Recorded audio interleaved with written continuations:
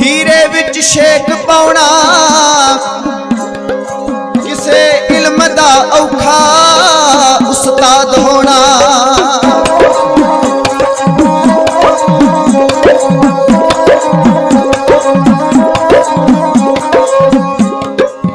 सुख गृहस्थ दा छड्डना बड़ा औखा,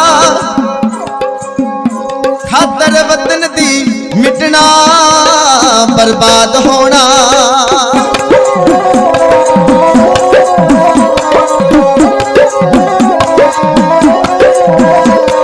बुलबुल वांगरा बुलबुल वांगरा बुलबुल वांगरा गुलामी दे पिंजरे चों है गुलाम दा औखा आजाद होना।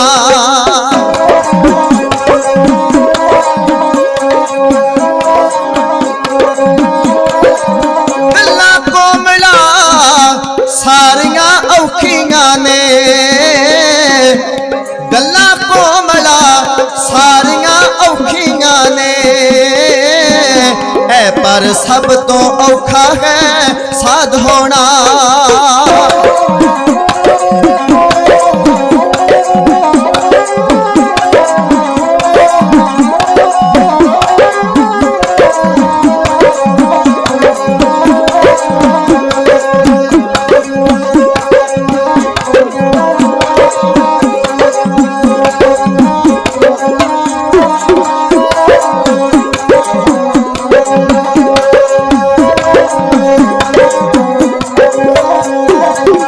कथी ना जाए महिमा ब्रह्म ज्ञानी दी, लखी कथी ना जाए महिमा ब्रह्म ज्ञानी दी, लखी कथी ना जाए महिमा ब्रह्म ज्ञानी दी, लखी कथी ना जाए महिमा ब्रह्म ज्ञानी दी।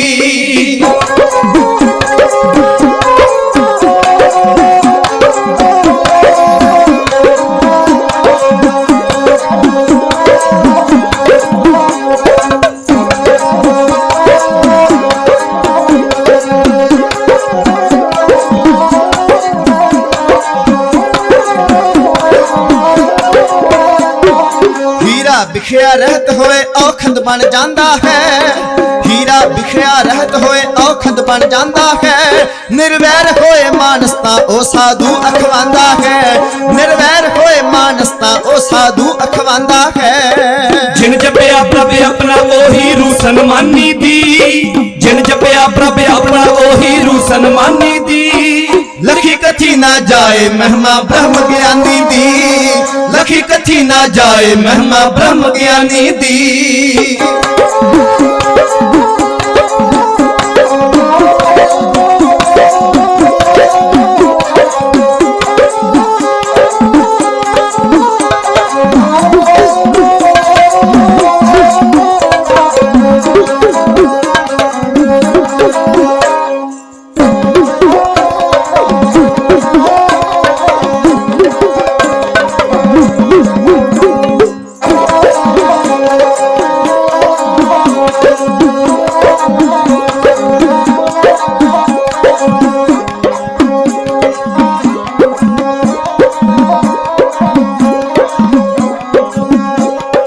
बने समुंद स्याही ते लख कलमा कढ़ लईए, बने समुंद स्याही ते लख कलमा कढ़ लईए।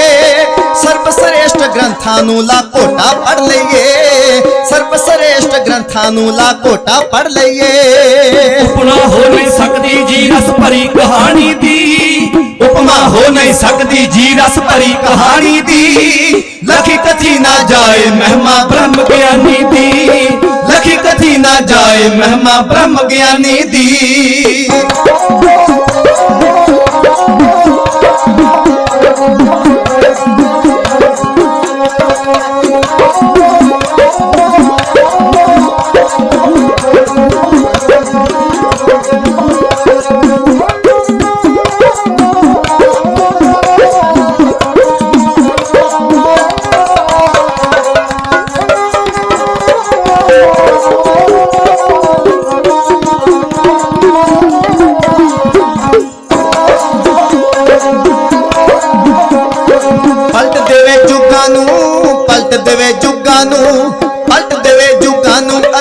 ਜੀਵਨ ਸਥਰਾ ਨੂੰ ਪਲਟ ਦੇਵੇ ਜੁਗਾਂ ਨੂੰ ਅਤੇ ਜੀਵਨ ਸਥਰਾ ਨੂੰ ਅੰਮ੍ਰਿਤ ਛਿੜਕ ਉਠਾਵੇ ਰਨ ਵਿੱਚ ਲੱਥੇ ਸਥਰਾ ਨੂੰ ਅੰਮ੍ਰਿਤ ਛਿੜਕ ਉਠਾਵੇ ਰਨ ਵਿੱਚ ਲੱਥੇ ਸਥਰਾ ਨੂੰ ਲੋੜ ਖਬਰ ਕੋਈ ਕੀ ਲਾਵੇ ਬਿਜਲੀ ਅਸਮਾਨੀ ਦੀ ਲੋੜ ਖਬਰ ਕੋਈ ਕੀ ਲਾਵੇ ਬਿਜਲੀ ਅਸਮਾਨੀ ਦੀ ਲਖੀ ਕਥੀ ਨਾ ਜਾਏ ਮਹਿਮਾ ਬ੍ਰਹਮ ਗਿਆਨੀ ਦੀ ਲਖੀ ਕਥੀ ਨਾ ਜਾਏ ਮਹਿਮਾ ਬ੍ਰਹਮ ਗਿਆਨੀ ਦੀ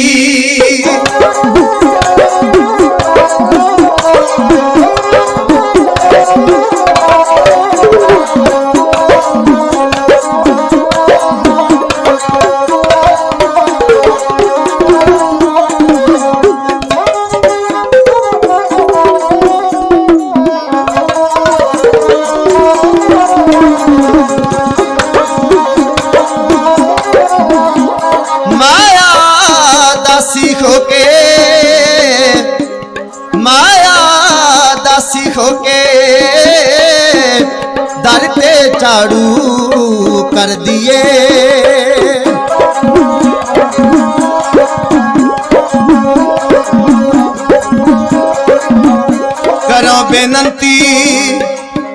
करो बेनंती सुन हो मेरे मीता संत टहल की बेला करो बेनंती सुन हो मेरे मीता संत टहल की बेला यहाँ खाट चलो हर लाहा यहाँ खाट चलो हर लाहा आगे बसन सोहला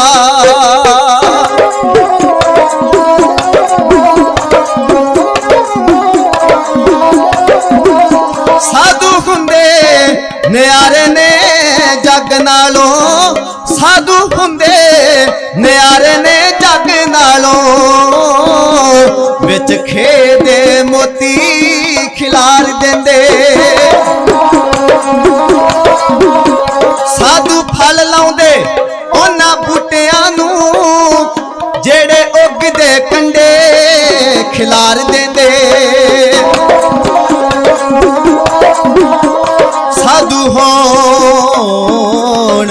साधु होन दयाल जिस आदमी ते दुध पुत ते पदमनी नार देंदे दया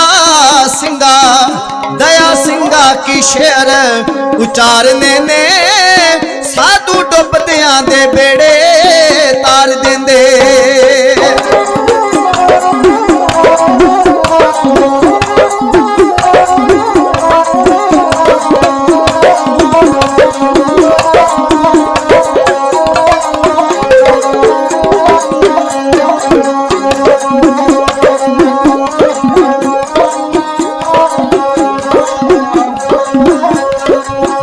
दासी होके दर ते झाड़ू कर दिए माया दासी होके दर ते झाड़ू कर दिए पवन चले पई पखा लक्ष्मी पानी पर दिए पवन चले पई पखा लक्ष्मी पानी पर दिए धरती करे परिक्रमा बई उस सूरे दानी दी धरती करे परिक्रमा बई उस सूरे दानी दी लखी कथी ना जाए महिमा ब्रह्म ज्ञानी दी लखी कथी ना जाए महिमा ब्रह्म ज्ञानी दी लखी कथी ना जाए महिमा ब्रह्म ज्ञानी दी महिमा ब्रह्म ज्ञानी दी महिमा ब्रह्म ज्ञानी दी महिमा ब्रह्म ज्ञानी दी महिमा ब्रह्म ज्ञानी दी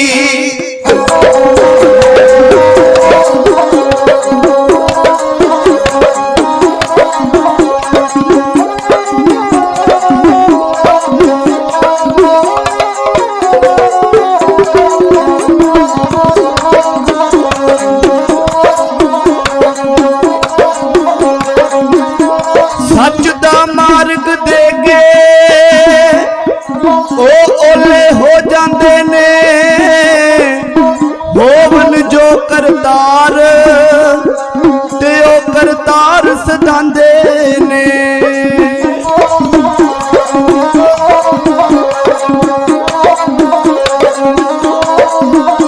जिन्ना जिन्ना ने बाणी दी ओट तकी बेड़े उन्हां दे ਭਵ ਜਲੋਂ ਪਾਰ ਹੋ ਗਏ। ਕਾਮ ਅਤੇ ਕ੍ਰੋਧ ਵਿੱਚ ਸੜੇ ਹੋਏ ਜੋ ਹਿਰਦੇ ਉਹਨਾਂ ਦੇ ਠੰਡੜੇ ਠਾਰ ਹੋ ਗਏ। ਰਸਤੇ ਪਾਇਆ ਸੀ ਕੌਡੇ ਜ਼ਹਿਰਾ ਕਸ਼ਾਂ ਨੂੰ ਸੱਜਣ ਠੱਗ ਵਰਗੇ ਸੇਵਾਦਾਰ ਹੋ ਗਏ। ਪੜਿਆ ਸੁਣਿਆ ਹੈ ਜਿਨ੍ਹਾਂ ਨੇ ਦਲੇਰ ਬਣ ਕੇ ਪ੍ਰਗਟ ਵਿੱਚ ਉਹ ਸਾਰੇ ਸੰਸਾਰ ਹੋ ਗਏ।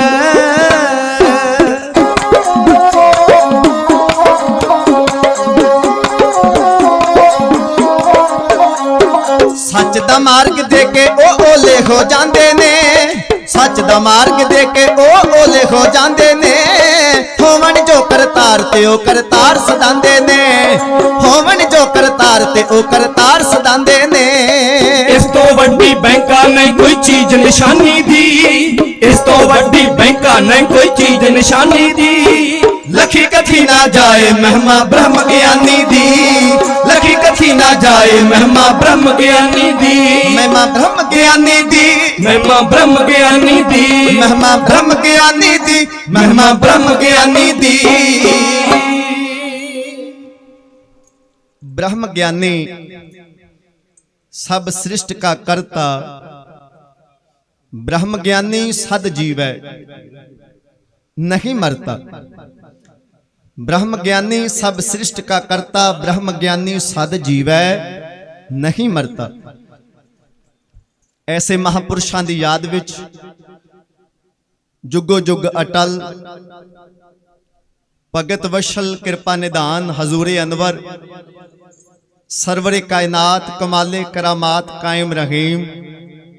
संसार दे कुल जीवां दे रोजी दाता साहिब गुरु गरीब निवाज शब्द गुरु धन धन धन साहिब श्री गुरु ग्रंथ साहिब जीओ महाराज साहिब सच्चे पातशाह सतगुरां दी पावन पवित्र हजूरी अंदर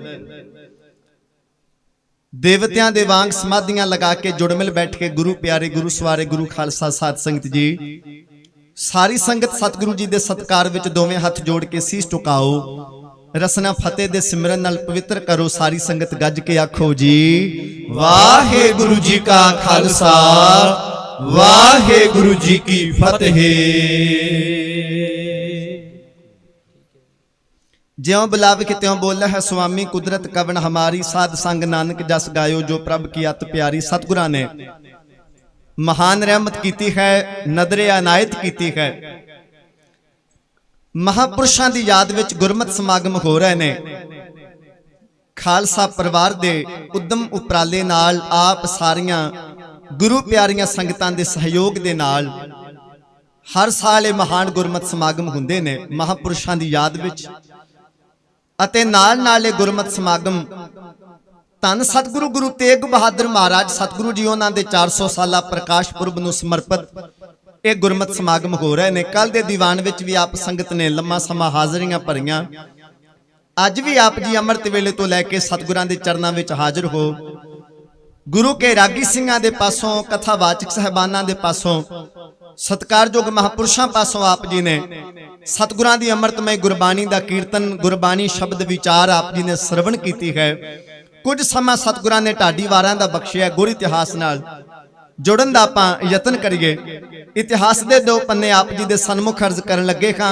एक बार सारी संगत असीस बख्शदे होए सरबत दा भला मंगदे होए प्यार सहित आखो जी नानक नाम चढ़दी कला तेरे भाणे सरबत दा भला। सतगुरां ने उन्होंने बड़े सोहने ते सुंदर किया है जिन्हां दी बहनी गुरु दे चरनां विच है। सतगुरु दी बाणी दा एक पवित्र वाक है सेई सुंदर सोहणे साध संग जिन बहणे। जिन्हां दी बहनी सतपुरुषां दे नाल है सतसंगियां दे नाल है संत जनां दे नाल है। रब दे प्यारियां दी बहनी बहिंदे ने जेड़े महाराज ने कहा उन्हां नूं ओही साडी नजर विच सुंदर ने शोभनीक ने महान ने सोहणे ने। सेई सुंदर सोहणे साध संग जिन बहणे। ਹਜੂਰ ਨੇ ਉਹਨਾਂ ਨੂੰ ਬੜਾ ਵਡਿਆਇਆ ਹੈ ਗੁਰਬਾਣੀ ਵਿੱਚ, ਜਿਹੜੇ ਸਤਸੰਗਤ ਕਰਦੇ ਨੇ। ਸਤਿਗੁਰਾਂ ਨੇ ਇਹ ਵੀ ਕਿਹਾ, ਮੇਰੇ ਮਾਧੋ ਜੀ ਸਤਸੰਗਤ ਮਿਲੇ ਸੋ ਤਰਿਆ। ਜਿਹੜਾ ਸਤਸੰਗਤ ਕਰਦਾ ਹੈ ਉਹਨੂੰ ਆਪਣੇ ਜੀਵਨ ਵਿੱਚ ਧਾਰ ਲੈਣਾ ਚਾਹੀਦਾ ਹੈ ਕਿ ਮੈਂ ਗੁਰੂ ਦੇ ਚਰਨਾਂ ਦੀ ਸੰਗਤ ਕਰਦਾ ਹਾਂ, ਗੁਰੂ ਦੇ ਬਚਨਾਂ ਤੇ ਚੱਲਣ ਦਾ ਯਤਨ ਕਰਦਾ ਹਾਂ। ਮੇਰਾ ਪਾਰ ਉਤਾਰਾ ਸਤਸੰਗਤ ਦੀ ਜ਼ਿੰਮੇਵਾਰੀ ਹੈ। ਗੁਰੂ ਮੇਰਾ ਪਾਰ ਉਤਾਰਾ ਕਰੇਗਾ।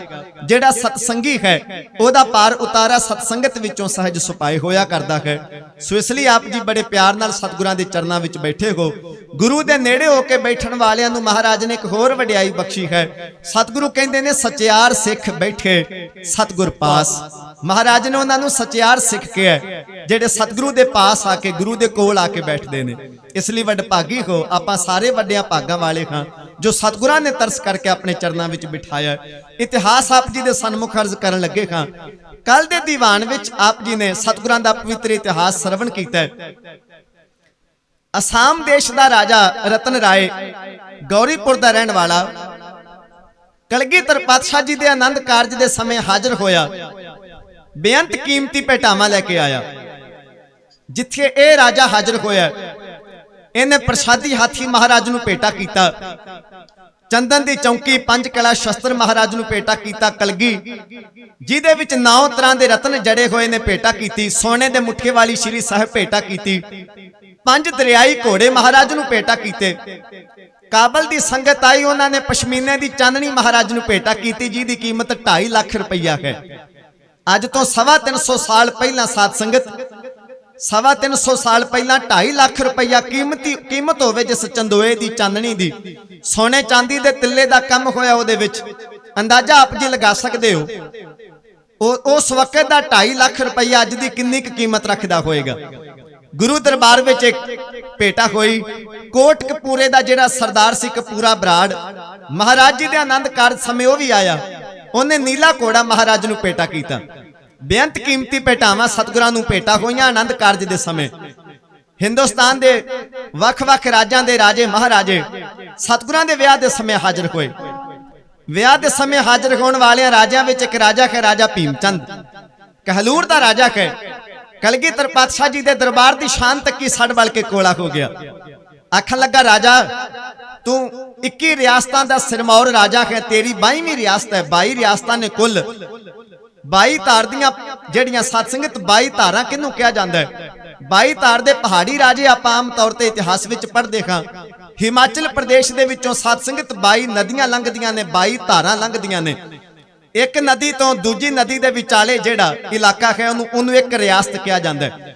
22 ਨਦੀਆਂ ਲੰਘਦੀਆਂ ਨੇ, 22 ਨਦੀਆਂ ਦੇ ਕੰਢੇ ਤੇ 22 ਰਿਆਸਤਾਂ ਨੇ, ਤੇ ਉਹ ਧਾਰਾਂ ਦੇ ਨਾਂ ਉੱਤੇ, ਨਦੀਆਂ ਦੇ ਕਿਨਾਰਿਆਂ ਉੱਤੇ ਉਹ ਰਿਆਸਤਾਂ ਹੋਣ ਕਾਰਨ ਇਹਨਾਂ ਨੂੰ 22 ਧਾਰ ਦੀਆਂ ਰਿਆਸਤਾਂ ਕਿਹਾ ਜਾਂਦਾ ਹੈ। 22 ਧਾਰ ਦੇ ਇਹ ਪਹਾੜੀ ਰਾਜੇ ਨੇ, 22 ਰਿਆਸਤਾਂ ਇਹ ਨਦੀਆਂ ਦੇ ਕਿਨਾਰਿਆਂ ਤੇ ਪੈਂਦੀਆਂ ਨੇ। ਰਾਜਾ ਹੈ ਭੀਮਚੰਦ ਸੜਬਲ ਕੇ ਕੋਲਾ ਹੋਇਆ। ਆਖਣ ਲੱਗਾ, ਮਨਾ ਤੇਰੇ ਦਰਬਾਰ ਦੀ ਉਹ ਨਿਸ਼ਾਨ ਨਹੀਂ ਜਿੰਨੀ ਗੁਰੂ ਦੇ ਦਰਬਾਰ ਦੀ ਹੈ, ਤੇ ਗੁਰੂ ਦੀ ਸ਼ਾਨ ਇਹਨਾਂ ਚੀਜ਼ਾਂ ਕਰਕੇ ਹੈ। ਇਹ ਚੀਜ਼ਾਂ ਹਾਸਲ ਕਰ ਲਈਆਂ ਜਾਣ ਤੇ ਸ਼ਾਨ ਤੇਰੇ ਦਰਬਾਰ ਦੀ ਹੋਏਗੀ। ਇਹ ਉਡੀਕ ਕਰਨ ਲੱਗਾ ਵੀ ਕਦੋਂ ਸਹੀ ਵਕਤ ਆਏ ਜਦੋਂ ਮੈਂ ਗੁਰੂ ਦੀ ਸ਼ਾਨ ਖਤਮ ਕਰਦਿਆਂ ਇਹ ਚੀਜ਼ਾਂ ਕਿਸੇ ਤਰੀਕੇ ਆਪਣੇ ਦਰਬਾਰ ਵਿੱਚ ਲੈ ਆਵਾਂ। ਇਹਦੇ ਘਰ ਦੇ ਵਿੱਚ ਸਾਧ ਸੰਗਤ ਇੱਕ ਖੁਸ਼ੀ ਦਾ ਪ੍ਰੋਗਰਾਮ ਆਇਆ। ਇਹਦੇ ਪੁੱਤਰ ਅਜਮੇਰ ਚੰਦ ਦੀ ਮੰਗਣੀ ਹੈ। ਇਹਦੇ ਮਨ ਵਿੱਚ ਆਇਆ ਵੀ ਹੁਣ ਬੜਾ ਵਧੀਆ ਮੌਕਾ ਹੈ, ਕਿਸੇ ਨਾ ਕਿਸੇ ਤਰੀਕੇ ਮਹਾਰਾਜ ਕੋਲੋਂ ਇਹ ਚੀਜ਼ਾਂ ਹਾਸਲ ਕਰ ਲੈਣੀਆਂ ਚਾਹੀਦੀਆਂ ਨੇ। ਇਸ ਦਾ ਇੱਕ ਪੰਡਿਤ ਹੈ ਦਰਬਾਰੀ, ਉਸ ਦਾ ਨਾਮ ਹੈ ਪੰਡਿਤ ਚਤੁਰਦਾਸ। ਉਹਨੇ ਆਖਿਆ, ਰਾਜਨ ਮੇਰੇ ਕੋਲੋਂ ਇੱਕ ਤਰੀਕਾ ਹੈ, ਮੈਂ ਗੁਰੂ ਕੋਲੋਂ ਚੀਜ਼ਾਂ ਲੈ ਆਵਾਂਗਾ ਛਲ ਕੇ, ਪਰ ਤੁਸੀਂ ਵਾਅਦਾ ਕਰੋ ਵੀ ਮੁੜ ਕੇ ਚੀਜ਼ਾਂ ਵਾਪਸ ਦੇਣੀਆਂ ਨਹੀਂ। ਵਾਅਦਾ ਕਰ ਲਿਆ ਕਿ ਵੀ ਚੀਜ਼ਾਂ ਵਾਪਸ ਨਹੀਂ ਦੇਵਾਂਗੇ। ਚਤੁਰਦਾਸ ਇੱਕ ਵਾਰੀ ਲੈ ਆਓ। ਚਤੁਰਦਾਸ ਆਨੰਦਪੁਰ ਸਾਹਿਬ ਵਿਖੇ ਗਿਆ। ਕੱਟ ਕੱਟ ਕੇ ਅੰਤਰ ਕੀ ਜਾਣਤ, ਭਲੇ ਬੁਰੇ ਕੀ ਪੀਰ ਪਛਾਨਤ, ਦਿਲਾਂ ਦੀਆਂ ਜਾਣਨ ਵਾਲੇ ਦਾਤੇ ਦੇ ਸਾਹਮਣੇ ਖੜ ਕੇ ਚਤੁਰਾਈਆਂ ਕਰਨ ਲੱਗਾ ਕਿ ਪੰਡਿਤ ਚਤੁਰਦਾਸ ਆਖਣ ਲੱਗਾ, ਦਾਤਾ ਇੱਕ ਵਾਰੀ ਚੀਜ਼ਾਂ ਦੇ ਦਿਓ। ਮਹਾਰਾਜ ਰਾਜੇ ਦੇ ਪੁੱਤਰ ਦੀ ਮੰਗਣੀ ਹੈ। ਜਿਸ ਪਰਿਵਾਰ ਨਾਲ ਰਿਸ਼ਤੇਦਾਰੀ ਬਣਨੀ ਹੈ ਉਹ ਵੀ ਅੱਗੋਂ ਇੱਕ ਰਾਜਾ ਹੈ। 2 ਰਾਜਿਆਂ ਦੀ ਮਹਾਰਾਜ ਰਿਸ਼ਤੇਦਾਰੀ ਬਣਨੀ ਹੈ। ਸਿਆਣੇ ਕਹਿੰਦੇ ਨੇ ਜਦੋਂ ਗਵਾਂਢੀ ਮਜ਼ਬੂਤ ਹੁੰਦਾ ਵੇਖੀਏ ਉਦੋਂ ਉਹਦੇ ਨਾਲ ਸੁਲ੍ਹਾ ਕਰ ਲੈਣੀ ਚਾਹੀਦੀ ਹੈ, ਸਾਂਝ ਬਣਾਉਣੀ ਚਾਹੀਦੀ ਹੈ, ਮੁਸੀਬਤ ਵੇਲੇ ਕੰਮ ਆ ਸਕਦਾ ਹੈ। ਮਹਾਰਾਜ ਰਾਜੇ ਦੀ ਤਾਕਤ ਵੱਧ ਰਹੀ ਹੈ, ਤੁਹਾਨੂੰ ਇਹਦੇ ਨਾਲ ਮੇਲ ਮਿਲਾਪ ਵਧਾਉਣਾ ਚਾਹੀਦਾ ਹੈ। ਇੱਕ ਵਾਰੀ ਚੀਜ਼ਾਂ ਦੇ ਦਿਓ, ਜਦੋਂ ਕਾਰਜ ਲੰਘ ਜਾਏਗਾ ਸਮੇਤ ਭੇਟਾ ਦੇ ਮਹਾਰਾਜ ਅਸੀਂ ਆਪ ਜੀ ਨੂੰ ਚੀਜ਼ਾਂ ਵਾਪਸ ਦੇ ਕੇ ਜਾਵਾਂਗੇ। ਲਾਲਚ ਦੇਣ ਦਾ ਯਤਨ ਕੀਤਾ। ਸਤਿਗੁਰਾਂ ਨੇ ਕਿਹਾ ਪੰਡਿਤ ਚਤੁਰਦਾਸ ਤੁਸੀਂ ਉੱਥੇ ਕਹਿ ਕੇ ਆਇਓ ਕਿ ਚੀਜ਼ਾਂ ਵਾਪਸ ਨਹੀਂ ਦੇਣੀਆਂ, ਇੱਥੇ ਆ ਕੇ ਕਹਿ ਰਹੇ ਹੋ ਕਿ ਸਮੇਤ ਭੇਟਾ ਦੇ ਵਾਪਸ ਦੇ ਕੇ ਜਾਵਾਂਗੇ। ਮਹਾਰਾਜ ਨੇ ਕਿਹਾ ਤੁਹਾਡੇ ਮਨ ਵਿੱਚ ਚੋਰ ਹੈ। ਯਾਦ ਰੱਖੋ ਇਹ ਗੁਰੂ ਨਾਨਕ ਦਾ ਦਰਬਾਰ ਹੈ, ਇਹ ਕੋਈ ਟੈਂਟ ਹਾਊਸ ਨਹੀਂ। ਇਹ ਗੁਰੂ ਨਾਨਕ ਦਾ ਦਰਬਾਰ ਹੈ, ਕੋਈ ਟੈਂਟ ਹਾਊਸ ਨਹੀਂ ਵੀ ਜਿੱਥੋਂ ਦੀਆਂ ਚੀਜ਼ਾਂ ਕਿਰਾਏ ਤੇ ਦਿੱਤੀਆਂ ਜਾਂਦੀਆਂ ਨੇ ਵੀ ਅੱਜ ਤੁਹਾਨੂੰ ਚੀਜ਼ਾਂ ਦੇ ਦਈਏ ਤੇ ਕੱਲ ਨੂੰ ਤੁਸੀਂ ਨਾਲ ਪੈਸੇ ਵੀ ਦਿਓਗੇ ਤੇ ਚੀਜ਼ਾਂ ਵਾਪਸ ਦੇ ਕੇ ਜਾਓਗੇ। ਸੰਗਤਾਂ ਦੇ ਤੋਹਫੇ ਨੇ, ਇਹ ਟੈਂਟ ਹਾਊਸ ਨਹੀਂ। ਗੁਰਦੇਵ ਨੇ ਕਿਹਾ ਤੁਸੀਂ ਗੁਰੂ ਨਾਨਕ ਦੇ ਦਰਬਾਰ ਨੂੰ ਛੱਡਣਾ ਚਾਹੁੰਦੇ ਹੋ, ਇਹ ਮਨ ਚੰਚਲਾ ਚਤੁਰਾਈ ਕਿਨਾਂ ਨਾ ਪਾਇਆ। ਚਤੁਰਾਈਆਂ ਨਾਲ ਗੁਰੂ ਦੇ ਕੋਲੋਂ ਕੁਝ ਵੀ ਨਹੀਂ ਹਾਸਲ ਕੀਤਾ ਜਾ ਸਕਦਾ। ਗੋਬਿੰਦ ਭਾਉ ਭਗਤ ਦਾ ਭੁੱਖਾ, ਗੁਰੂ ਦੇ ਕੋਲੋਂ ਜੇ ਕੁਝ ਹਾਸਲ ਕਰਨਾ ਨੀਵਾਂ ਹੋ ਕੇ ਆਪਣਾ ਆਪ ਸਮਰਪਣ ਕਰਕੇ, ਚਤੁਰਾਈਆਂ ਨਾਲ ਨਹੀਂ। ਹਜੂਰ ਨੇ ਕਿਹਾ ਤੁਹਾਡੇ ਮਨ ਵਿੱਚ ਖੋਟ ਨਾ ਹੁੰਦੀ, ਤੁਹਾਡੀਆਂ ਝੋਲੀਆਂ ਭਰੀਆਂ ਜਾਂਦੀਆਂ, ਪਰ ਤੁਹਾਡੇ ਮਨ ਵਿੱਚ ਬੇਈਮਾਨੀ ਹੈ। ਜਿਨ ਮਨ ਹੋਰ ਮੁਖ ਹੋਰ ਸੇ ਕਾਂਡੇ ਕੱਚਿਆ, ਤੁਹਾਡੇ ਮੁਖ ਤੇ ਹੋਰ ਤੇ ਦਿਲ ਵਿੱਚ ਕੁਝ ਹੋਰ ਹੈ। ਖਾਲੀ ਚਲਿਆ ਗਿਆ ਪੰਡਿਤ ਚਤੁਰਦਾਸ। ਇਹਨੇ ਜਾ ਕੇ ਰਾਜੇ ਨੂੰ ਚੁੱਕਣਾ ਦਿੱਤੀ ਕਿ ਰਾਜਨ ਗੁਰੂ ਨੇ ਤੁਹਾਡੇ ਬਾਰੇ ਬੜਾ ਫਿੱਕਾ ਬੋਲਿਆ। ਕੰਨਾਂ ਦਾ ਕੱਚਾ ਰਾਜਾ ਗੁਰੂ ਗੋਬਿੰਦ ਸਿੰਘ ਮਹਾਰਾਜ ਜੀ ਦੇ ਬਾਰੇ ਸੁਣ ਕੇ ਕ੍ਰੋਧ ਵਿੱਚ ਆ ਗਿਆ। ਇਹਨੇ ਮਹਾਰਾਜ ਨੂੰ ਇੱਕ ਵੰਗਾਰ ਕੇ ਚਿੱਠੀ ਲਿਖ ਦਿੱਤੀ। ਉਸ ਚਿੱਠੀ ਦੇ ਸ਼ਬਦ ਸਨ, ਚਿੱਠੀ ਲਿਖ ਕੇ ਭੀਮ ਚੰਦ ਗੁਰਾਂ ਪਾਸ ਪਹੁੰਚਾਈ। ਮੋੜੇ ਮੇਰੇ ਐਲਕਾਰ ਤੂੰ ਮੌਤ ਬੁਲਾਈ, ਤੈਨੂੰ ਉਹ ਦਿਨ ਭੁੱਲ ਗਿਆ ਜਾਪਦੇ ਜਦ ਔਰੰਗ ਸ਼ਾਹੀ, ਦਿੱਲੀ ਕੀਤੀ ਕਤਲ ਸੀ ਨੌਵੀਂ ਪਾਤਸ਼ਾਹੀ, ਤੂੰ ਨਵੀਆਂ ਫੌਜਾਂ ਸਾਜੀਆਂ ਜੱਟ ਸ਼ਿੰਬੇ ਨਾਈ, ਇਹ ਉੱਡਦੇ ਨਜ਼ਰ ਨਾ ਆਉਣਗੇ ਜਦ ਤੇਗ ਉਠਾਈ, ਮੈਂ ਰੋੜਾ ਲਹੂ ਦੀ ਧਾਰ ਵਿੱਚ ਤੇਰੀ ਗੁਰਿਆਈ, ਮੈਂ ਢਾ ਕੇ ਕਿਲਾ ਆਨੰਦਪੁਰ ਕਰ ਦਿਆਂ ਸਫਾਈ। ਇਤਿਹਾਸ ਕਹਿੰਦਾ ਰੋਹ ਵਿੱਚ ਆ ਕੇ ਇਹ ਰਾਜਾ ਭੀਮ ਚੰਦ ਮਹਾਰਾਜ ਨੂੰ ਚਿੱਠੀ ਲਿਖ ਰਿਹਾ। ਮਹਾਰਾਜ ਜਾਂ ਤੇ ਇਹ ਸਾਰੀਆਂ ਚੀਜ਼ਾਂ ਲੈ ਕੇ ਮੇਰੇ ਦਰਬਾਰ ਵਿੱਚ ਹਾਜ਼ਰ ਹੋ ਜਾਓ। ਇਹ ਨਾ ਭੁੱਲੋ ਕਿ ਤੁਹਾਡਾ ਜਿਹੜਾ ਆਨੰਦਪੁਰ ਹੈ ਮੇਰੀ ਰਿਆਸਤ ਵਿੱਚ ਹੈ, ਮੈਂ ਤੁਹਾਡਾ ਮਾਲਕ ਹਾਂ, ਤੁਸੀਂ ਮੇਰੀ ਪ੍ਰਜਾ ਹੋ। ਮੈਂ ਫੌਜਾਂ ਲੈ ਕੇ ਤੁਹਾਡੇ ਤੇ ਹਮਲਾ ਕਰਾਂਗਾ, ਆਨੰਦਪੁਰ ਮਿੱਟੀ ਵਿੱਚ ਮਿਲਾ ਦਿਆਂਗਾ, ਤੁਹਾਨੂੰ ਆਨੰਦਪੁਰ ਤੋਂ ਬਾਹਰ ਕੱਢ ਦਿਆਂਗਾ ਤੇ ਮਹਾਰਾਜ ਮੈਂ ਚੀਜ਼ਾਂ ਖੋ ਕੇ ਹਾਸਲ ਕਰ ਲਵਾਂਗਾ।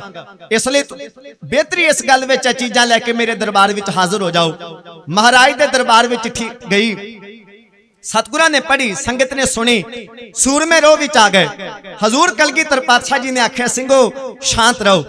ਉਹਨੇ ਚਿੱਠੀ ਭੇਜੀ, ਅਸੀਂ ਜਵਾਬ ਚਿੱਠੀ ਵਿੱਚ ਦੇਾਂਗੇ। ਮਹਾਰਾਜ ਨੇ ਜਵਾਬੀ ਚਿੱਠੀ ਭੇਜੀ। ਗੁਰਦੇਵ ਨੇ ਕਿਹਾ ਰਾਜਾ ਭੀਮ ਚੰਦ ਤੁਸੀਂ ਸਾਡੇ ਪਿਤਾ ਦੀ ਸ਼ਹਾਦਤ ਦਾ ਸਾਨੂੰ ਮਿਹਣਾ ਮਾਰਿਆ ਤੇ ਯਾਦ ਰੱਖੋ ਇਹ ਸ਼ਹਾਦਤ ਤੁਹਾਡੇ ਵਾਸਤੇ ਹੋਈ ਹੈ, ਤੁਹਾਡੇ ਤਿਲਕ ਤੇ ਜਨੇਊ ਬਚਾਉਣ ਵਾਸਤੇ, ਤੁਹਾਡੇ ਮੰਦਰ ਬਚਾਉਣ ਵਾਸਤੇ, ਤੁਹਾਡੀਆਂ ਜਾਨਾਂ ਬਚਾਉਣ ਵਾਸਤੇ, ਤੁਹਾਡਾ ਧਰਮ ਈਮਾਨ ਬਚਾਉਣ ਵਾਸਤੇ ਸਾਡੇ ਪਿਤਾ ਨੇ ਦਿੱਲੀ ਸ਼ਹਾਦਤ ਦਿੱਤੀ। ਤੁਸੀਂ ਸਾਰਾ ਕੁਝ ਭੁੱਲ ਕੇ ਅੱਜ ਸਾਡੇ ਪਿਤਾ ਦੀ ਸ਼ਹਾਦਤ ਦਾ ਸਾਨੂੰ ਡਰਾਵਾ ਦੇਣ ਲੱਗ ਪਏ ਹੋ। ਗੁਰਦੇਵ ਨੇ ਕਿਹਾ ਸ਼ਹਾਦਤ ਹੋਈ ਤੁਹਾਡੇ ਵਾਸਤੇ। ਤੇ ਦੂਜੀ ਗੱਲ ਮਹਾਰਾਜ ਨੇ ਕਿਹਾ ਤੁਹਾਡੇ ਵੱਡ ਵਡੇਰਿਆਂ ਨੇ, ਰਾਜਾ ਮਾਨ ਸਿੰਘ ਵਰਗੇ ਜਿਹੜੇ ਜੋਧਪੁਰ ਦੇ ਰਾਜੇ ਸਨ, ਉਹਨਾਂ ਨੇ ਆਪਣੀਆਂ ਭੈਣਾਂ ਦੇ ਡੋਲੇ ਦੇ ਕੇ ਅਕਬਰ ਨਾਲ ਰਿਸ਼ਤੇਦਾਰੀਆਂ ਕਾਇਮ ਕੀਤੀਆਂ ਤੇ ਆਪਣੇ ਰਾਜ ਭਾਗ ਬਚਾਏ। ਮਹਾਰਾਜ ਨੇ ਕਿਹਾ ਜਿਹੜੇ ਤੁਹਾਡੇ ਵੱਡ ਵਡੇਰੇ ਸਨ, ਉਹਨਾਂ ਨੇ ਅਕਬਰ ਦਾ ਤਲਵਾਰ ਨਾਲ ਮੁਕਾਬਲਾ ਕਰਨ ਦੀ ਬਜਾਏ ਅਕਬਰ ਦੇ ਪੈਰਾਂ ਵਿੱਚ ਆਪਣੀ ਅਣਖ ਤੇ ਆਪਣੀ ਗੈਰਤ ਗਿਰਵੀ ਰੱਖ ਦਿੱਤੀ। ਹਜ਼ੂਰ ਨੇ ਕਿਹਾ ਉੱਥੇ ਤੁਸੀਂ ਡੋਲੇ ਦੇ ਕੇ ਰਿਸ਼ਤੇਦਾਰੀਆਂ ਕਾਇਮ ਕੀਤੀਆਂ, ਰਾਜ ਭਾਗ ਬਚਾਏ, ਦੇਸ਼ ਗੁਲਾਮ ਕੀਤਾ। ਤੇ ਮਹਾਰਾਜ ਨੇ ਕਿਹਾ ਸਾਡੇ ਪਿਤਾ ਨੇ ਅਣਖ ਬਦਲੇ, ਗੈਰਤ ਬਦਲੇ, ਸਵੈਮਾਨ ਬਦਲੇ, ਧਰਮ ਬਦਲੇ, ਮਨੁੱਖਤਾ ਦੀ ਖਾਤਰ ਆਪਣਾ ਆਪ ਕੁਰਬਾਨ ਕੀਤਾ। ਮਹਾਰਾਜ ਨੇ ਕਿਹਾ ਤੁਹਾਡੇ ਵੱਡ ਵਡੇਰਿਆਂ ਦੀ ਤਲਵਾਰ ਅਕਬਰ ਉੱਤੇ ਨਹੀਂ ਚੱਲ ਸਕੀ, ਜਿਹੜੀ ਤਲਵਾਰ ਅਕਬਰ ਦੇ ਪੈਰਾਂ ਵਿੱਚ ਗਿੜਗੜਾਈ, ਜਿਨੇ ਰਾਜ ਭਾਗ ਦੀ ਭੀਖ ਮੰਗੀ, ਉਹ ਹਾਰੀ ਹੋਈ ਤੇਗ ਲੈ ਕੇ ਹੁਣ ਉਹਨਾਂ ਰਾਜਿਆਂ ਦੇ ਪੁੱਤ ਪੋਤਰੇ ਆਨੰਦਪੁਰ ਸਾਹਿਬ ਵਿਖੇ ਆਉਣਗੇ ਹਮਲਾ ਕਰਨ ਵਾਸਤੇ। ਮਹਾਰਾਜ ਨੇ ਕਿਹਾ ਤੁਹਾਡੇ ਵੱਡ ਵਡੇਰਿਆਂ ਨੂੰ ਅਜੇ ਕੱਲ ਸਾਡੇ ਦਾਦਾ ਸਤਿਗੁਰੂ ਗੁਰੂ ਹਰਗੋਬਿੰਦ ਸਾਹਿਬ ਨੇ ਗਵਾਲੀਅਰ ਦੇ ਕਿਲੇ ਚੋਂ ਰਿਹਾ ਕਰਾਇਆ। ਰਾਜਾ ਭੀਮ ਚੰਦ ਤੁਹਾਡੇ ਪਿਓ ਦਾਦੇ ਗਵਾਲੀਅਰ ਦੇ ਕਿਲੇ ਵਿੱਚੋਂ ਸਾਡੇ ਦਾਦਾ ਸਤਿਗੁਰੂ ਗੁਰੂ ਹਰਗੋਬਿੰਦ ਸਾਹਿਬ ਨੇ ਰਿਹਾ ਕਰਾਏ, ਰਾਜ ਭਾਗ ਤੁਹਾਨੂੰ ਦਿਵਾਇਆ। ਜਹਾਂਗੀਰ ਨੂੰ ਕਹਿ ਕੇ ਸਾਡੇ ਗੁਰੂ ਸਾਹਿਬਾਨਾਂ ਨੇ, ਗੁਰਦੇਵ ਨੇ ਕਿਹਾ ਸਾਰਾ ਕੁਝ ਭੁੱਲ ਕੇ ਹਮਲਾ ਕਰਨਾ ਚਾਹੁੰਦੇ ਹੋ ਆਨੰਦਪੁਰ ਸਾਹਿਬ, ਅਗਰ ਆਉਣਾ ਚਾਹੁੰਦੇ ਹੋ ਜੀ ਆਇਆਂ ਨੂੰ। ਮਹਾਰਾਜ ਨੇ ਕਿਹਾ ਜੇ ਹਥਿਆਰ ਲੈ ਕੇ ਆਓਗੇ, ਫੌਜਾਂ ਲੈ ਕੇ ਆਓਗੇ, ਮੁਕਾਬਲਾ ਬਰਾਬਰ ਹੋਏਗਾ। ਯਾਦ ਰੱਖਿਓ ਆਨੰਦਪੁਰ ਮਿੱਟੀ ਵਿੱਚ ਮਿਲੇ ਨਾ ਮਿਲੇ, ਪਰ ਸਾਡੀ ਸਿੱਖ ਫੌਜ ਤਿਆਰ ਹੈ, ਕਹਲੂਰ ਦੀ ਰਿਆਸਤ ਨਹੀਂ ਲੱਭੇਗੀ। ਜਦੋਂ ਮਹਾਰਾਜ ਨੇ ਰੋਹ ਭਰੀ ਚਿੱਠੀ ਭੇਜੀ, ਸਿਰ ਤੋਂ ਲੈ ਕੇ ਪੈਰਾਂ ਤੱਕ ਕੰਬ ਗਿਆ ਰਾਜਾ ਭੀਮ ਚੰਦ। ਇੱਕ ਰਾਜਾ ਹੋਰ ਹੋਇਆ ਰਾਜਾ ਕਿਰਪਾਲ ਚੰਦ, ਇੱਕ ਕਾਂਗੜੇ ਦਾ ਰਾਜਾ ਹੋਇਆ ਸਾਧ ਸੰਗਤ। ਇਹਨੇ ਰਾਜਾ ਭੀਮ ਚੰਦ ਨੂੰ ਵੀ ਚੁੱਕਣਾ ਦਿੱਤੀ ਕਿ ਹਮਲਾ ਕੀਤਾ ਜਾਏ। ਮਹਾਰਾਜ ਨੂੰ ਵੀ ਚਿੱਠੀ ਭੇਜ ਦਿੱਤੀ, ਮਹਾਰਾਜ ਜੇ ਰਾਜਾ ਭੀਮ ਚੰਦ ਹਮਲਾ ਕਰੇਗਾ ਤੇ ਮੈਂ ਤੁਹਾਡੀ ਮਦਦ ਉੱਤੇ ਆਵਾਂਗਾ। ਗੁਰਦੇਵ ਜਾਣਦੇ ਸਨ ਇਹਦੀ ਚਲਾਕੀ। ਮਹਾਰਾਜ ਨੇ ਕਿਹਾ ਰਾਜਾ ਕਿਰਪਾਲ ਚੰਦ ਇੱਕ ਪਾਸੇ ਤੁਸੀਂ ਭੀਮ ਚੰਦ ਨੂੰ ਕਹਿ ਰਹੇ ਹੋ ਵੀ ਮੈਂ ਤੁਹਾਡੇ ਨਾਲ, ਦੂਜੇ ਪਾਸੇ ਤੁਸੀਂ ਸਾਨੂੰ ਚਿੱਠੀ ਲਿਖ ਰਹੇ ਹੋ ਕਿ ਮੈਂ ਤੁਹਾਡੇ ਨਾਲ ਹਾਂ। ਮਹਾਰਾਜ ਨੇ ਕਿਹਾ ਜਦੋਂ ਜੰਗ ਸ਼ੁਰੂ ਹੋ ਗਈ ਉਦੋਂ ਕਿਹੜੇ ਪਾਸੇ ਹੋਵੋਗੇ ਜਰਾ ਇਹ ਵੀ ਦੱਸ ਦਿਓ। ਸਾਧ ਸੰਗਤ ਕਈ ਲੋਕ ਐਸੇ ਹੋਇਆ ਕਰਦੇ ਨੇ ਜਿਹੜੇ ਅੱਗ ਲਾ ਕੇ ਲੜਾਉਣ ਦਾ ਯਤਨ ਕਰਿਆ ਕਰਦੇ ਨੇ, ਪਰ ਗੁਰੂ ਨਾਨਕ ਦਾ ਦਰਬਾਰ ਜਾਣੀ ਜਾਣ ਹੈ। ਰਾਜੇ ਕਿਰਪਾਲ ਚੰਦ ਦਾ ਮਨ ਦਾ ਕੋੜ ਫੜਿਆ ਗਿਆ, ਫਿੱਕਾ ਪੈ ਗਿਆ। ਹੁਣ ਇਹਨੇ ਰਾਜਾ ਭੀਮ ਚੰਦ ਨੂੰ ਸਮਝਾਇਆ ਕਿ ਰਾਜਨ ਪੁੱਤਰ ਦੀ ਮੰਗਣੀ ਲੰਘ ਜਾਏ, ਖੁਸ਼ੀ ਦਾ ਕਾਰਜ ਲੰਘ ਜਾਏ, ਲੜਾਈ ਸਾਨੂੰ ਟਾਲ ਦੇਣੀ ਚਾਹੀਦੀ ਹੈ, ਮੁੜ ਕਿਤੇ ਜੰਗ ਲੜ ਲਈ ਜਾਏਗੀ। ਘਰਵਾਲੀ ਨੇ ਵੀ ਸਮਝਾ ਕੇ ਆਖਿਆ ਰਾਜਨ ਇੱਕ ਪਾਸੇ ਘਰ ਵਿੱਚ ਖੁਸ਼ੀ ਹੈ, ਰਿਸ਼ਤੇਦਾਰ ਆਉਣਗੇ, ਮਹਿਮਾਨ ਆਉਣਗੇ, ਖੁਸ਼ੀ ਦੇ ਗੀਤ ਗਾਏ ਜਾਣਗੇ, ਵਾਜੇ ਵਜਾਏ ਜਾਣਗੇ। ਦੂਜੇ ਪਾਸੇ ਤੁਸੀਂ ਜੰਗ ਛੇੜਨੀ ਚਾਹੁੰਦੇ ਹੋ, ਖੁਸ਼ੀ ਦੇ ਗੀਤ ਗਾਓਗੇ ਜਾਂ ਮੈਦਾਨ ਵਿੱਚੋਂ ਅਰਥੀਆਂ ਚੁੱਕੋਗੇ। ਇਹ ਦੋ ਕੰਮ ਇਕੱਠੇ ਨਹੀਂ ਹੋ ਸਕਦੇ। ਰਾਜਾ ਭੀਮ ਚੰਦ ਨੂੰ ਸਮਝਾਇਆ ਗਿਆ, ਸਮਝ ਗਿਆ। ਇਹਨੇ ਆਖਿਆ ਜੰਗ ਬਾਅਦ ਵਿੱਚ ਕੀਤੀ ਜਾਏਗੀ, ਪਰ ਗੁਰੂ ਨਾਨਕ ਦਾ ਦਰਬਾਰ ਚਾਹੁੰਦਾ ਸੀ ਕਿ ਸ਼ਾਂਤੀ ਬਣੀ ਰਹੇ। ਗੁਰਦੇਵ ਚਾਹੁੰਦੇ ਸਨ ਸ਼ਾਂਤੀ ਰਹੇ। ਗੁਰਦੇਵ ਪਾਤਸ਼ਾਹ ਜੀ ਦੇ ਦਰਬਾਰ ਇੱਕ ਸਿੱਖ ਆਇਆ, ਹਜ਼ੂਰ ਪਾਤਸ਼ਾਹ ਜੀ ਨੇ ਚੋਜ ਵਰਤਾਇਆ। ਆਨੰਦਪੁਰ ਸਾਹਿਬ ਤੋਂ 100 ਮੀਲ ਦੀ ਦੂਰੀ ਤੇ ਇੱਕ ਰਿਆਸਤ ਹੈ ਸਾਧ ਸੰਗਤ ਹਿਮਾਚਲ ਪ੍ਰਦੇਸ਼ ਵਿੱਚ। ਉਸ ਰਿਆਸਤ ਦਾ ਨਾਮ ਹੈ ਰਿਆਸਤ ਸਿਰਮੌਰ। ਰਿਆਸਤ ਸਿਰਮੌਰ ਦਾ ਰਾਜਾ ਹੈ ਰਾਜਾ ਮੇਦਨੀ ਪ੍ਰਕਾਸ਼। ਉਹਦੇ ਸੇਵਾਦਾਰ ਸ਼੍ਰੀ ਆਨੰਦਪੁਰ ਸਾਹਿਬ ਸਤਿਗੁਰੂ ਗੁਰੂ ਗੋਬਿੰਦ ਸਿੰਘ ਮਹਾਰਾਜ ਜੀ ਦੇ ਲੱਗੇ ਹੋਏ ਦਰਬਾਰ ਵਿੱਚ ਆਏ। ਸੰਗਤ ਬੈਠੀ ਹੈ, ਉਹਨਾਂ ਨੇ ਗਲ ਵਿੱਚ ਪੱਲਾ ਪਾ ਕੇ ਦਸ਼ਮੇਸ਼ ਪਿਤਾ ਦੇ ਚਰਨਾਂ ਵਿੱਚ ਇੱਕ ਬੇਨਤੀ ਇਉਂ ਕੀਤੀ ਹੈ।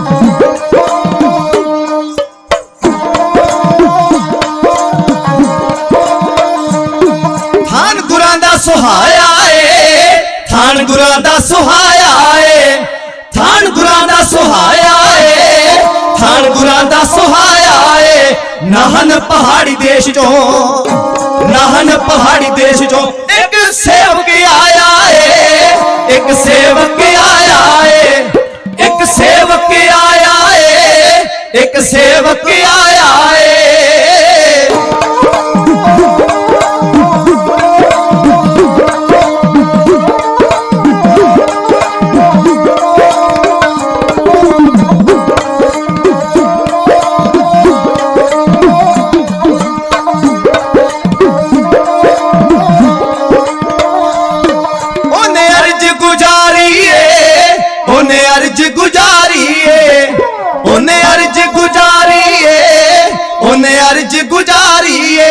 आप दी असीस सदका, आप दी असीस सदका कीती महल दी तैयारी है, कीती महल दी तैयारी है, कीती महल दी तैयारी है, कीती महल दी तैयारी है।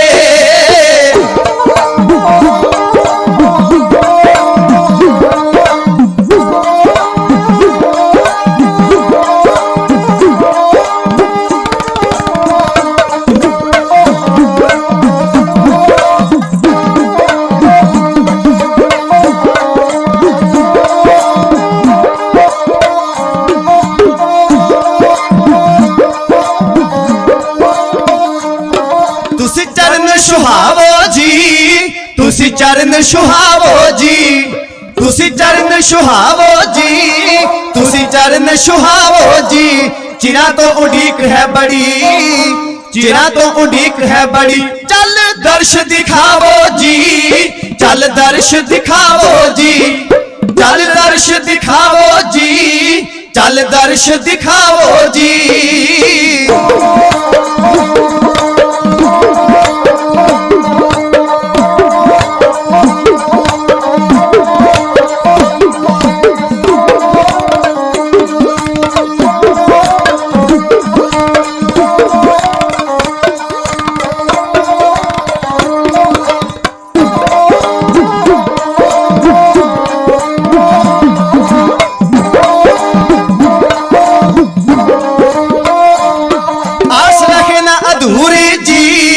आस रहे ना अधूरी जी, आस रहे ना अधूरी जी, आस रहे ना अधूरी जी।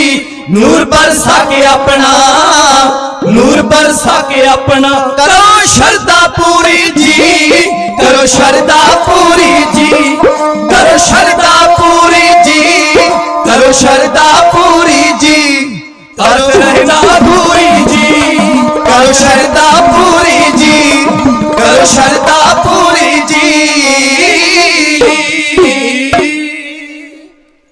सत संगत वाहिगुरु दे रंग ने एक राजा गुरु गोबिंद सिंह महाराज नाल जंग छेड़नी चाहुंदा ते एक राजे दे सेवादार आए ने भी महाराज मैं महल बनाया है, ओदे विच आके तुसी चरण पाओ। गुरुदेव पातशाह जी ने जदों ये फरियाद सुनी, हजूर ने वक्त दी नजाकत नूं वेखिया। हजूर ने कहा राजा जंग करनी चाहुंदा है, असी चाहुंदे हां भी अमन अमान कायम रखे, शांति रखे, प्यार भावना इतफाक बनिया रखे, लड़ाई किसे दी सकी नहीं, लड़ाई विच नुकसान होया करदा है, किसे निर्दोष बेगुनाह दा खून डुलेगा। गुरुदेव ने कहा असी नहीं चाहुंदे जंग होवे, शांति बनी रखे। महाराज ने सेवादारां दी बेनती प्रवान कीती। महाराज ने कहा असी आवांगे जरूर सिरमौर रियासत विच राजे दे महल विच चरण पाउण वास्ते। कुछ सेवादार महाराज ने आनंदपुर साहब छड्डे ते गुरुदेव पातशाह लैके संगत नूं नाल 500 सिखां दा जत्था लैके महाराज आनंदपुर साहब नूं छड्ड के रियासत सिरमौर भी चले गए ने। आनंदपुर साहब तो 100 मील की दूरी ते है। राजा मेदनी प्रकाश दे महल भी जाके चरण पाए। गुरुदेव पातशाह जी ने ओदे महल नूं पवित्र कीता, चरण पा के बाणी दे वाक हन जिथे जाए बह मेरा सतगुरु सोथान सुहावा राम राजे। सतगुरां दे चरण परसे भेटावां भेट कीतियां, टहल सेवा कीती, मन बड़ा राजे दा प्रसन्न होया। हजूर कुछ दिन ओदे महल विच रखे। इलाके नूं महाराज ने देखिया, घोड़े ते सवार होके सवेरे ते शाम महाराज उस इलाके विच गुजरदे। पातशाह नूं इलाका बड़ा मन नूं पाया। महाराज ने हजूर ने इच्छा प्रगट की है, सेवक भी चाहते ने कि महाराज अजे जान ना कुछ समा रहन। राजा कहंदा महाराज आप जी कुछ समा मेरी रियासत विच रुको। महाराज ने कहा फिर असीं टिकाणा अपना बना के रुकांगे, अपना टिकाणा बना के असीं उत्थे रुकांगे। सेवक ने आख्या महाराज सारी रियासत तुहाडी है, सारा इलाका तुहाडा है, जिथे चाहो महाराज आप जी टकाओ कर सकते हो, पड़ाओ कर सकते हो। महाराज ने राजा मेदनी प्रकाश दे नाल उस इलाके दा मुआयना करते पे ने। हजूर चलते चलते एक नदी है यमुना नदी, जिन्हों कहा जाता है। यमुना नदी दे कंढे सतगुरु पातशाह पहुंचे। जगह बड़ी रमणीक लगी। महाराज ने कहा बड़ी टकाओ शांति वाली जप तप वाली जगह है, मन विच इत्थे बड़ा टकाओ आउंदा है, आउण वालियां संगतां भी इत्थे लाहा प्राप्त करनगियां। गुरुदेव ने कहा इहदे कंढे किला बनाया जाए। 12 दिन विच सतसंगत एक किला तैयार किया गया। राजा मेदनी प्रकाश की फौज लग गई, सतगुरां दी सिख फौज लग गई। 12 दिन विच किला तैयार होया। 12 दिन बाद जदों महाराज ने उस किले विच अपने पांव टिकाए, अपने पांव टिकाए, उसका नाम पै गया श्री पाउंटा साहब। जदों महाराज ने अपने पांव उहदे विच टिकाए, पांव उहदे विच टिकाए, नाम उहदा पै गया है श्री पाउंटा साहब। बड़े प्यार नाल संगतां श्री पाउंटा साहब उस स्थान नूं कहंदियां ने। हजूर उस किले विच मुबारक चरण पाए, तख्त लगाया, संगत नूं दर्शन दीदारे देन लगे। राजा मेदनी प्रकाश ने महाराज नूं बेनती की, दाता आप जी नूं इत्थे बुलाउण दा एक कारण है। वो एक कारण यह है भी महाराज मेरे रियासत के कुछ इलाकों उत्ते जेड़ा मेरा गुआंढी राजा है, राजा फतेह शाह श्रीनगर का राजा है, महाराज कब्जा कर रहा है। मैं चाहता हाँ आप जी उस राजे नूं समझाओ महाराज जंग ना होवे, वो मेरा इलाका भी छड्ड देवे ते महाराज इतफाक शांति बनी रहे। आप जी का दरबार साझा है, आप जी साझे हो। आप जी का कहना राजा मोड़ेगा नहीं। गुरुदेव ने कहा असीं ते हर जगह चाहुंदे हां जिथे जाए बहिए भला कहिए, असीं ते हर जगह चाहुंदे हां शांति बनी रहे। महाराज ने सेवादार भेज के श्रीनगर के राजे राजा फतेह शाह नूं अपने कोल बुलाया, समझा दिता। उन्हें इलाके छड्ड दिते जेड़े कब्जा कीते हुए सन। हुण दोवें राजियां विच सुलह हो गई ते दोवें राजे कलगीधर पातशाह जी दे श्रद्धालु बन गए। इत्थे ही देहरादून दा लागे इलाका है, दून दा इलाका है जिथे बाबा राम राय दा देहरा है, अज ओनू कहा जाता देहरादून। उत्थे बाबा राम राय है जिन्हों कदे सतगुरु गुरु हर राय साहब ने कहा सी भी इन्हें बाणी दा शब्द बदलिया, ये साडे मत्थे ना लगे, संगत इनू मूँह ना लावे। ਇਹਦਾ ਜਿੱਧਰ ਨੂੰ ਮੂੰਹ ਹੈ ਉਹ ਚਲਿਆ ਜਾਵੇ। ਜਦੋਂ ਰਾਮ ਰਾਏ ਨੂੰ ਪਤਾ ਲੱਗਿਆ ਜੀਵਨ ਦੇ ਅੰਤਮ ਸਾਹਾਂ ਉੱਤੇ ਹੈ ਉਹਨੇ ਸੇਵਾਦਾਰ ਭੇਜੇ, ਮੈਂ ਸਤਿਗੁਰਾਂ ਨੂੰ ਮਿਲਣਾ ਚਾਹੁੰਦਾ ਹਾਂ। ਮਹਾਰਾਜ ਨੇ ਕਿਹਾ ਯਮਨਾ ਵਿੱਚ ਸਾਡੇ ਨਾਲ ਮਿਲਾਪ ਕਰ ਸਕਦਾ ਹੈ। ਕਲਗੀਧਰ ਪਾਤਸ਼ਾਹ ਇੱਕ ਬੇੜੇ ਤੇ ਸਵਾਰ ਹੋਏ, ਇੱਕ ਬੇੜੇ ਤੇ ਸਵਾਰ ਹੋਇਆ ਰਾਮ ਰਾਜੇ, ਦੋਵੇਂ ਬੇੜੀਆਂ ਯਮਨਾ ਵਿੱਚ ਇਕੱਠੀਆਂ ਹੋਈਆਂ ਨੇ। ਮਹਾਰਾਜ ਕਲਗੀਧਰ ਪਾਤਸ਼ਾਹ ਦੇ ਬੇੜੇ ਵਿੱਚ ਸਵਾਰ ਹੋਏ। ਰਾਮ ਰਾਏ ਨੇ ਚਰਨਾਂ ਤੇ ਟਹਿ ਕੇ ਗੁਰੂ ਘਰ ਵਿੱਚ ਆਪਣੀ ਭੁੱਲ ਬਖਸ਼ਾਈ। ਮਹਾਰਾਜ ਨੇ ਕਿਹਾ ਰਾਮ ਰਾਏ ਤੂੰ ਅੱਜ ਤੋਂ ਬਾਅਦ ਸਨਮੁਖ ਹੋ ਗਿਆ, ਅੱਜ ਤੋਂ ਬਾਅਦ ਤੂੰ ਬਖਸ਼ਿਆ ਗਿਆ।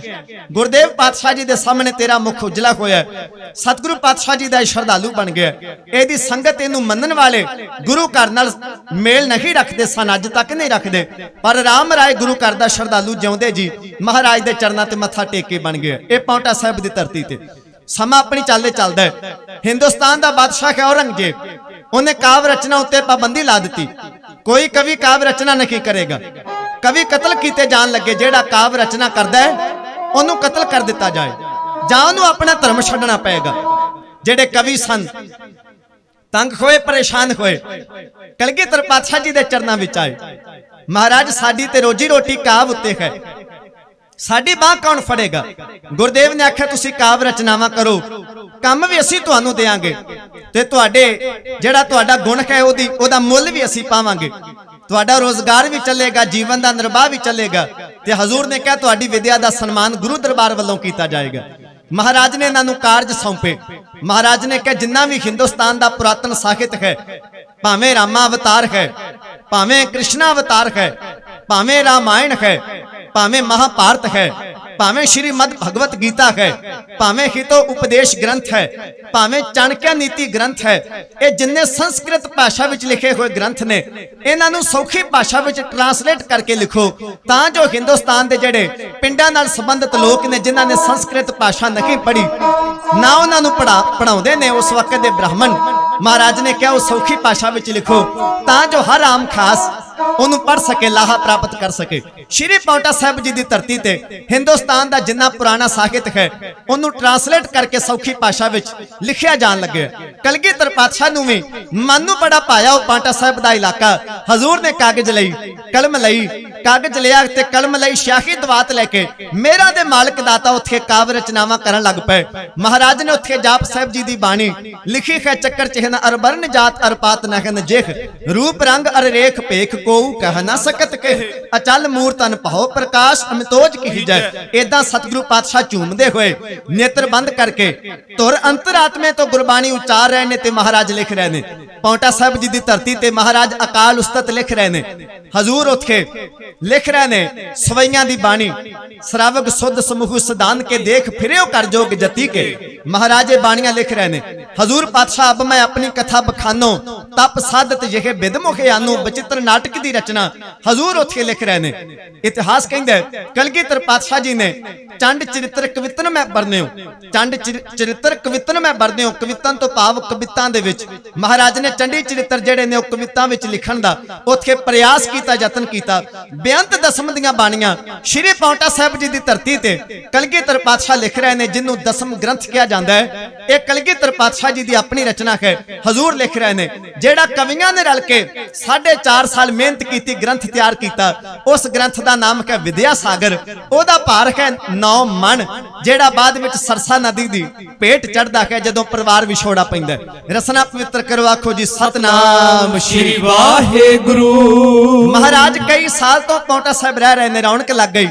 ਇੱਥੇ ਲਾਗੇ ਇੱਕ ਪਿੰਡ ਹੈ, ਉਸ ਦਾ ਨਾਮ ਹੈ ਸਡੌਰਾ, ਉਹਦਾ ਪੁਰਾਣਾ ਨਾਮ ਹੈ ਸਾਧੂਵਾੜਾ, ਤੇ ਵਿਗੜ ਕੇ ਉਹਦਾ ਨਾਮ ਸਾਧ ਸੰਗਤ ਸਡੌਰਾ ਪੈ ਗਿਆ, ਉਹਨੂੰ ਸਡੌਰਾ ਵੀ ਕਿਹਾ ਜਾਂਦਾ ਹੈ। ਉੱਥੇ ਇੱਕ ਪੀਰ ਰਹਿੰਦਾ ਹੈ ਜਿਹਦਾ ਨਾਮ ਪੀਰ ਬਦਰੁੱਦੀਨ ਹੈ, ਜਿਹਨੂੰ ਬੜੇ ਪਿਆਰ ਨਾਲ ਪੀਰ ਬੁੱਧੂ ਸ਼ਾਹ ਕਿਹਾ ਜਾਂਦਾ ਹੈ। ਕਲਗੀਧਰ ਪਾਤਸ਼ਾਹ ਜੀ ਦੀ ਸੋਏ ਸੁਣੀ, ਮਹਿਮਾ ਸੁਣੀ, ਲੈ ਕੇ ਸ਼ਰਧਾਲੂਆਂ ਨੂੰ ਨਾਲ ਚਲਿਆ ਗਏ ਸ਼੍ਰੀ ਪਾਉਂਟਾ ਸਾਹਿਬ ਜੀ ਦੀ ਧਰਤੀ ਤੇ।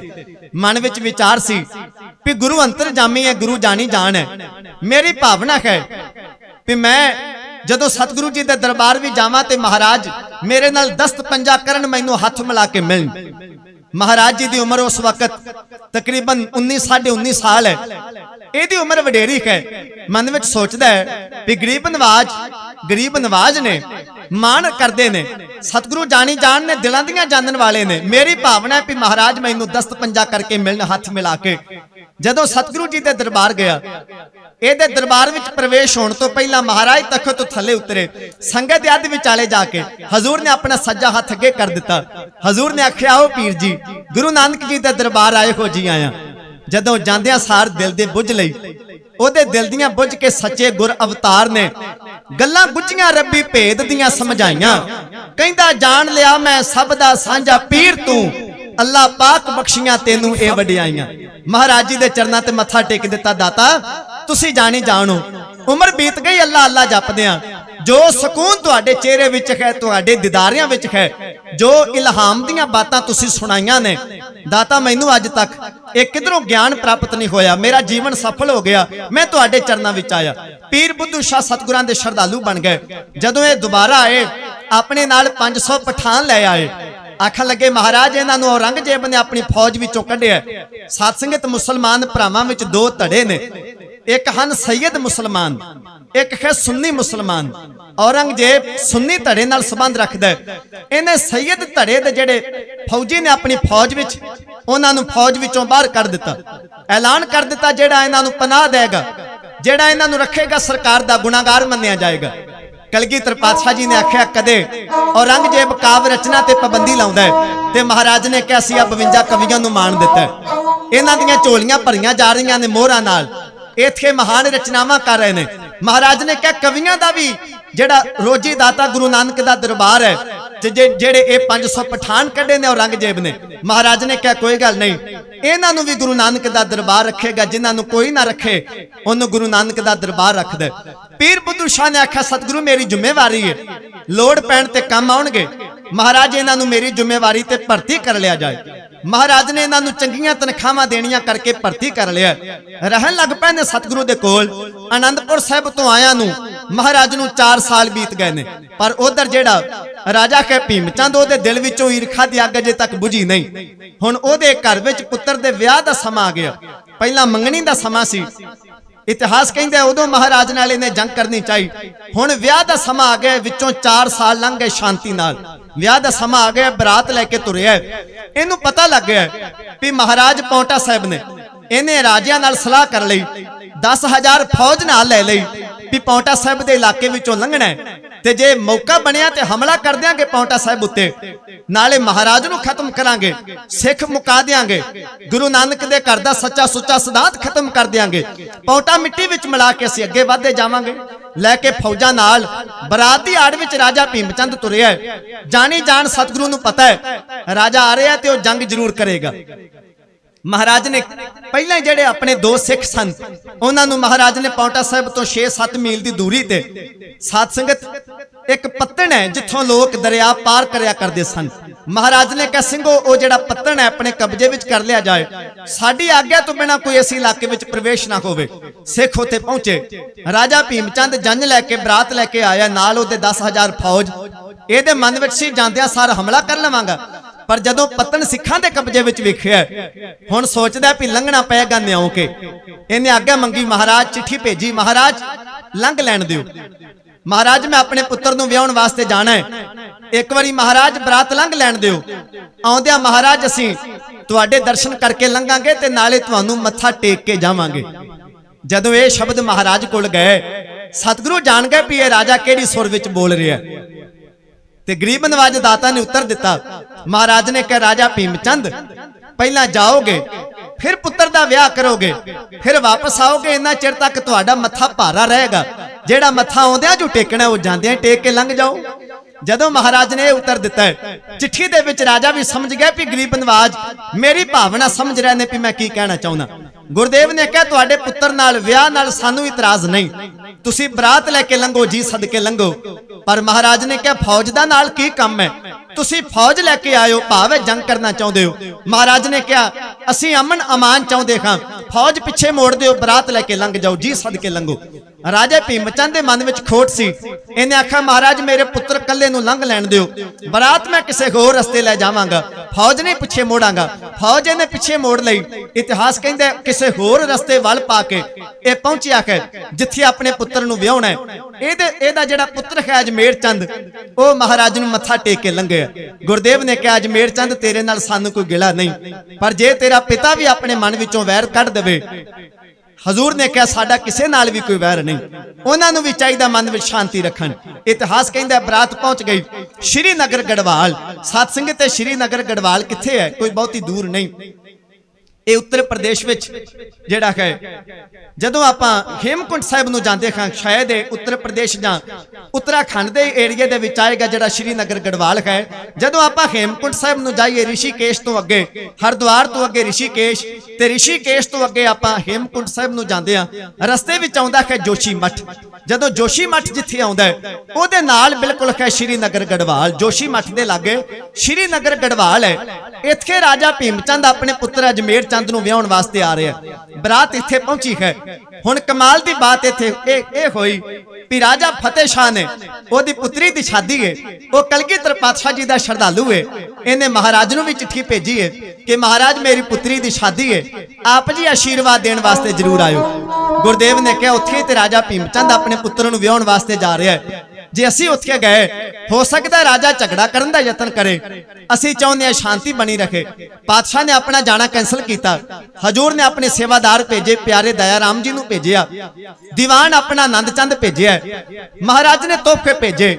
जदों उत्थे जाके सारे रिश्तेदार साख संबंधी राजे महाराजे बैठे ने, जिवें सतसंगत अज दे समय विच किते घर विच खुशी दा समा होवे, रिश्तेदार आउंदे ने, कोई माया लैके आउंदा है, कोई वस्त्र लैके आउंदा है अपनी सरपुज मुताबक, ते शाम दे वक्त सारियां दे तोहफे वेखे जांदे ने कौन की लैके आया। उस वक्त भी शाही रिवाज मुताबक सारियां दे तोहफे वेखे गए। इतिहास कहंदा किसे राजे ने 500, किसे ने 1000, किसे ने 2000, इस तो ऊपर कोई वधिया ना। जदों अनाउंस करने वाले ने यह अनाउंस किया है भी आनंदपुर वाले गुरु गोबिंद सिंह महाराज वालों राजा फतेह शाह की पुत्री के विआह के समय 1.25 लाख रुपए का तंबोल तोहफे के रूप में भेजा गया। इतिहास कहते उस वक्त सारे राजे सड़ बल के कोला हो गए।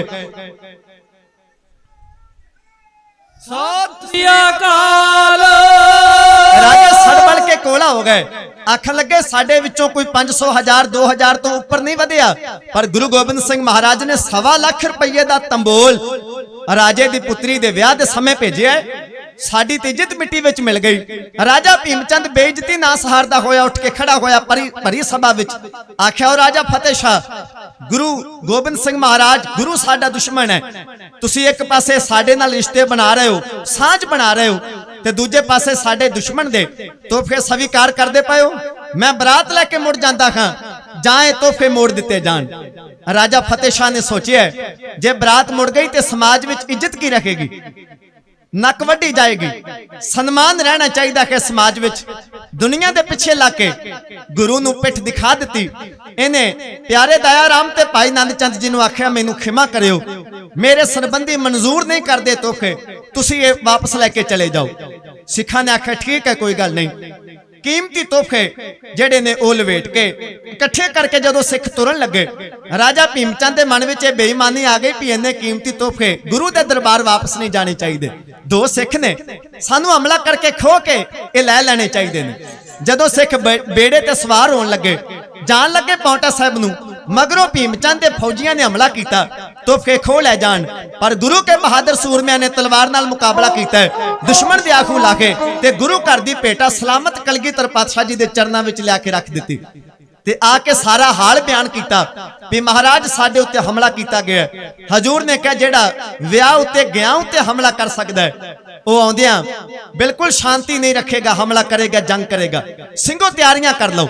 हजूर ने पौंटा साहिब नूं छड्डिया, 6-7 मील अगे जाके महाराज ने एक मैदान मल्लिया जिहदा नाम है पंघाणी। पंघाणी पिंड दा मैदान महाराज ने मल लिया। उच्ची टिब्बी महाराज ने अपने कब्जे विच कीती। हजूर ने नीला घोड़ा जा उत्थे बन्निया, मोर्चे तैयार किए, मोर्चा बंदी की गई। महाराज ने अपने कमांडर थापने आरंभ किए ने। ਉਧਰ ਸ਼੍ਰੀਨਗਰ ਦੇ ਵਿੱਚ ਹਮਲੇ ਦੀਆਂ ਤਿਆਰੀਆਂ ਹੋਣ ਲੱਗ ਪਈਆਂ।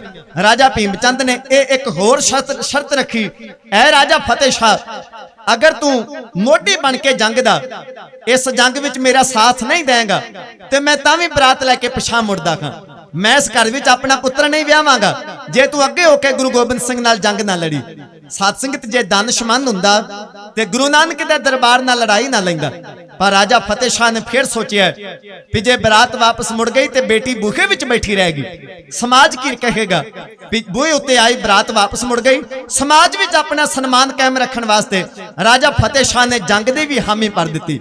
ਰਾਜਾ ਮੈਂ ਜੰਗ ਵੀ ਕਰ ਲਵਾਂਗਾ ਗੁਰੂ ਨਾਲ, ਤੁਸੀਂ ਬਰਾਤ ਨਾ ਵਾਪਸ ਲੈ ਕੇ ਜਾਓ।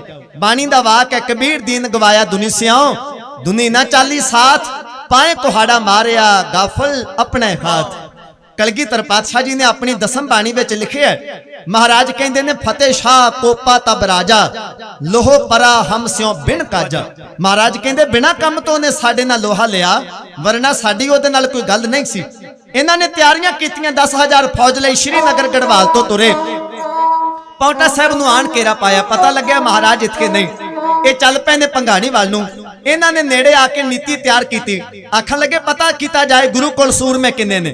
ਪਤਾ ਲੱਗਿਆ ਮਹਾਰਾਜ ਕੋਲ ਜਿਹੜੇ ਟ੍ਰੇਨਡ ਆਦਮੀ ਨੇ ਔਰੰਗਜ਼ੇਬ ਦੀ ਫੌਜ ਵਿੱਚੋਂ ਕੱਢੇ ਹੋਏ 500 ਪਠਾਨ, ਬੜੇ ਤਗੜੇ ਬਹਾਦਰ ਸ਼ਸਤਰ ਚਲਾਉਣ ਵਿੱਚ ਮਾਹਰ, ਉਹ ਮਹਾਰਾਜ ਜੀ ਦੇ ਕੋਲ ਨੇ।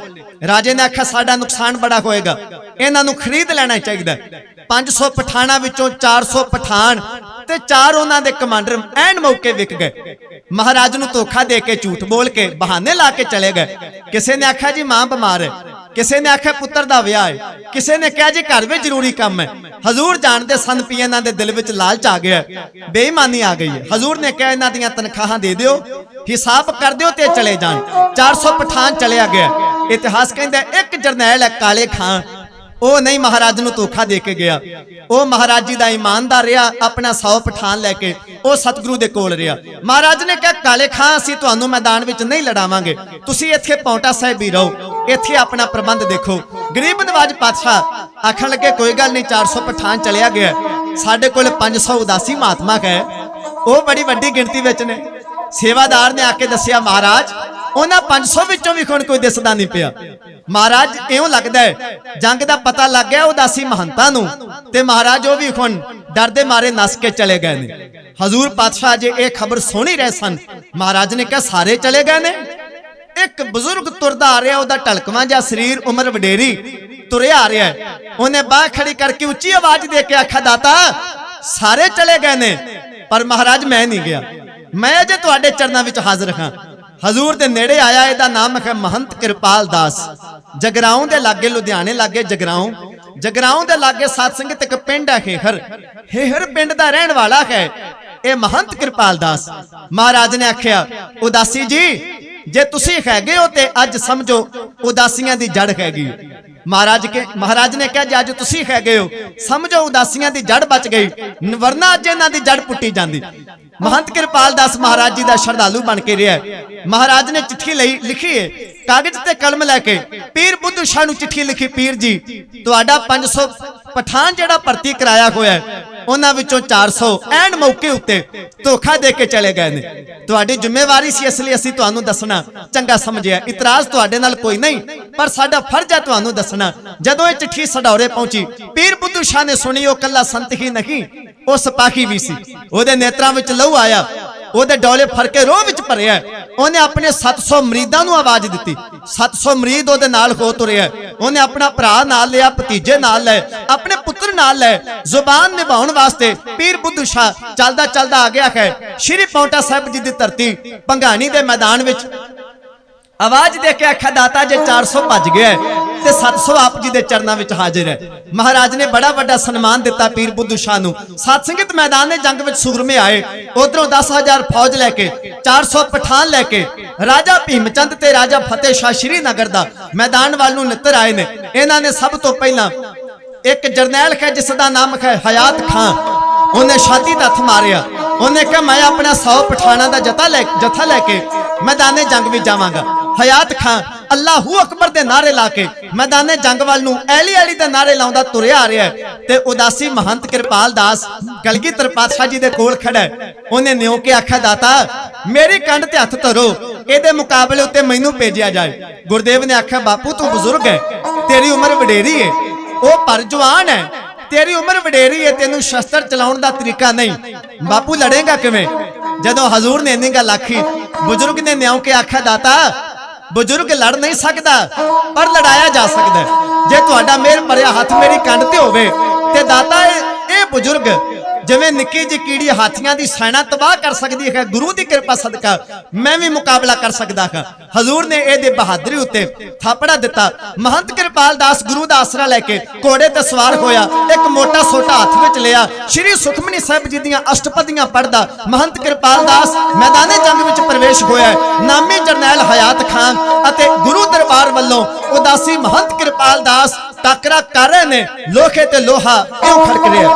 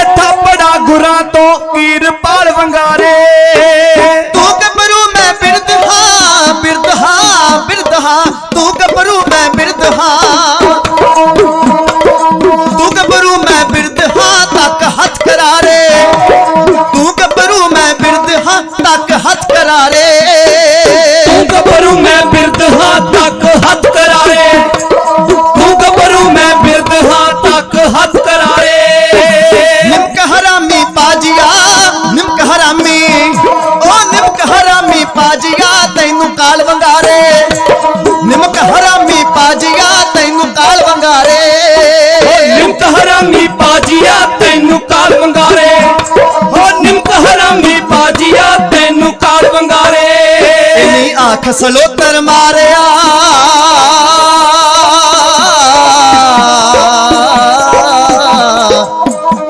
इन्नी आख सलोतर मारिया करतार उचारे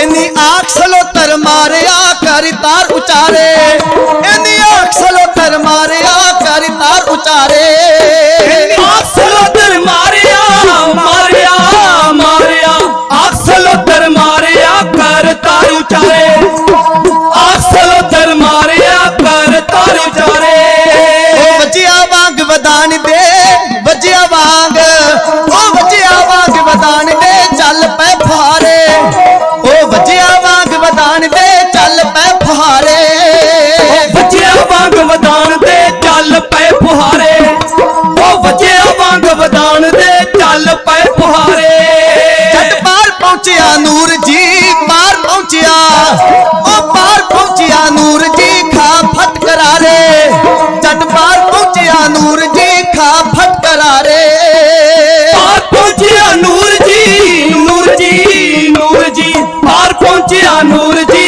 खा फट करारे जट पार पहुंचिया नूर जी खा फट करारे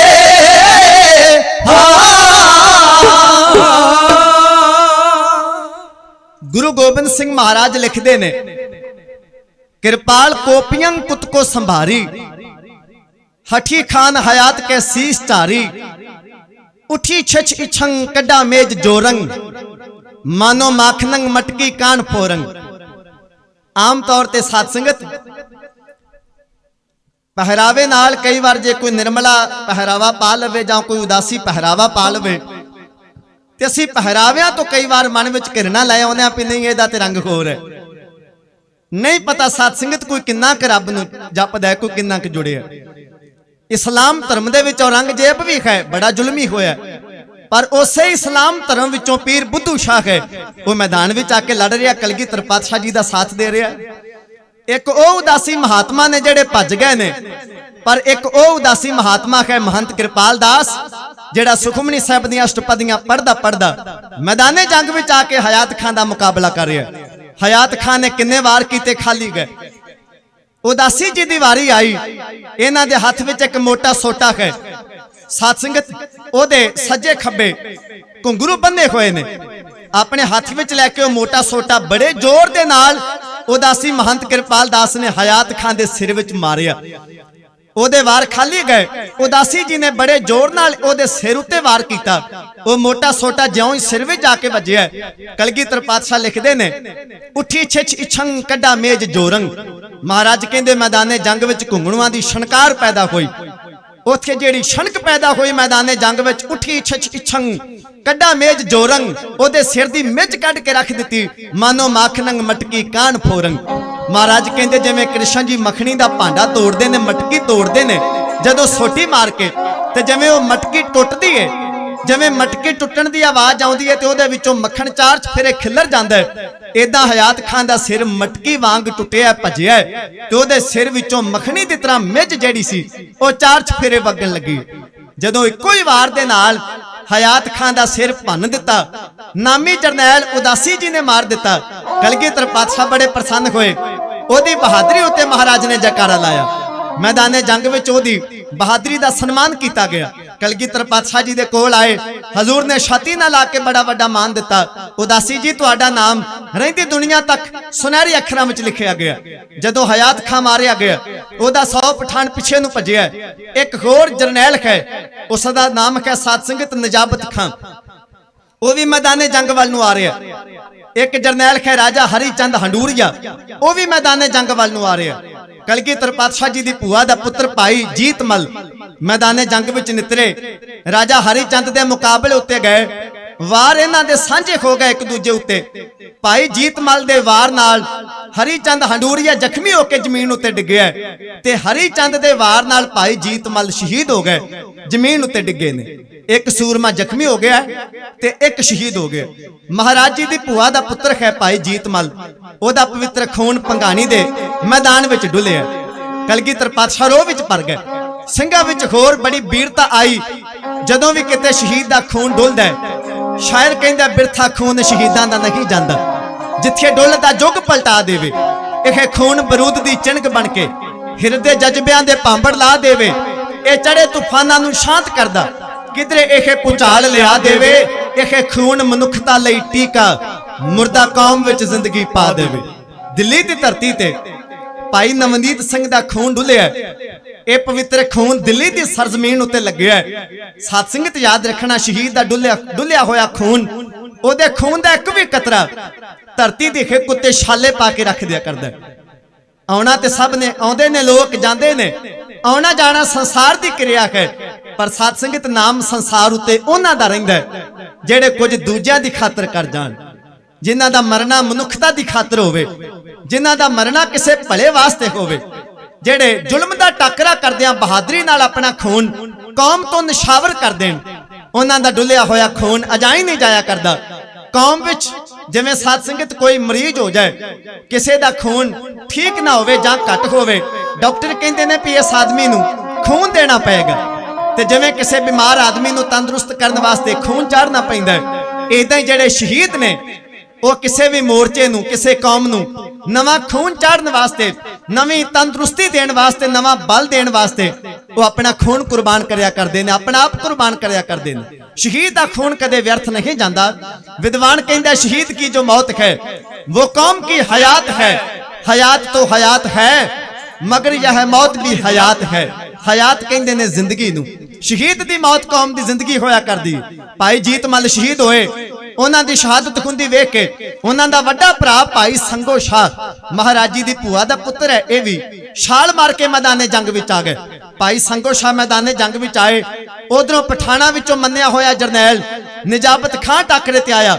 लगा लोहे ते लोहा खड़कन, होके आमो सामने ਦਲ ਦੋਵੇਂ ਜੁਟੇ ਉੱਥੇ ਤੀਰ ਤਿਹਾਏ ਰੱਤ ਦੇ ਚੱਲਿਆਂ ਤੋਂ ਛੁੱਟੇ ਕਈ ਹਿੱਕਾਂ ਹੋਈਆਂ ਛਾਨਣੀ ਕਈ ਮੱਥੇ ਫੁੱਟੇ ਲੱਥ ਗਿਆ ਸਿਰ ਧੜਾ ਤੋਂ ਧੜ ਰਹਿ ਗਏ ਬੁੱਟੇ ਬੜੀ ਬਹਾਦਰੀ ਨਾਲ ਭਾਈ ਸੰਗੋ ਸ਼ਾਹ ਨੇ ਮੁਕਾਬਲਾ ਕੀਤਾ ਨਜਾਬਤ ਖਾਨ ਦਾ ਦੋਵੇਂ ਬੜੇ ਕਹਿੰਦੇ ਕਹਾਉਂਦੇ ਸੂਰਮੇ ਸਨ ਅਖੀਰ ਲੜਦੇ ਲੜਦੇ ਇਹ ਦੋਵੇਂ ਸ਼ਹਾਦਤ ਦਾ ਜਾਮ ਪ੍ਰਾਪਤ ਕਰ ਗਏ ਇਹਨਾਂ ਦਾ ਵੀ ਵਾਰ ਇੱਕ ਦੂਜੇ ਤੇ ਸਾਂਝਾ ਹੋ ਗਿਆ ਕ੍ਰੋਸ ਵਾਰ ਹੋ ਗਿਆ ਭਾਈ ਸੰਗੋ ਸ਼ਾਹ ਦਾ ਵਾਰ ਨਜਾਬਤ ਖਾਨ ਤੇ ਲੱਗਿਆ ਤੇ ਨਜਾਬਤ ਖਾਨ ਦਾ ਵਾਰ ਸੰਗੋ ਸ਼ਾਹ ਤੇ ਲੱਗਿਆ ਦੋਨੇ ਮੈਦਾਨੇ ਜੰਗ ਵਿੱਚ ਡਿੱਗੇ ਪਰਮ ਗਤੀ ਨੂੰ ਪ੍ਰਾਪਤ ਕਰ ਗਏ ਜਦੋਂ ਮਹਾਰਾਜ ਜੀ ਦੀ ਭੂਆ ਦਾ ਦੂਜਾ ਪੁੱਤਰ ਵੀ ਸ਼ਹੀਦ ਹੋਇਆ ਭਾਈ ਸੰਗੋ ਸ਼ਾਹ ਉਹ ਇਸ ਜੰਗ ਦਾ ਕਮਾਂਡਰ ਥਾਪਿਆ ਹੋਇਆ ਸੀ ਮਹਾਰਾਜ ਨੇ ਜਦੋਂ ਜੰਗ ਦਾ ਕਮਾਂਡਰ ਮੈਦਾਨੇ ਜੰਗ ਵਿੱਚ ਸ਼ਹੀਦ ਹੋਇਆ ਮਹਾਰਾਜ ਉੱਚੀ ਟਿੱਬੀ ਤੇ ਬੈਠ ਕੇ ਉੱਠ ਕੇ ਖੜੇ ਹੋ ਗਏ ਮਹਾਰਾਜ ਨੇ ਉਹਦੀ ਸ਼ਹਾਦਤ ਉੱਤੇ ਜਕਾਰਾ ਲਾਇਆ ਤੇ ਨਾਲ ਹੀ ਮਹਾਰਾਜ ਨੇ ਇੱਕ ਖਿਤਾਬ ਦਿੱਤਾ ਖਿਤਾਬ ਸਾਧ ਸੰਗਤ ਮੈਦਾਨੇ ਜੰਗ ਵਿੱਚ ਵੰਡੇ ਜਾਂਦੇ ਨੇ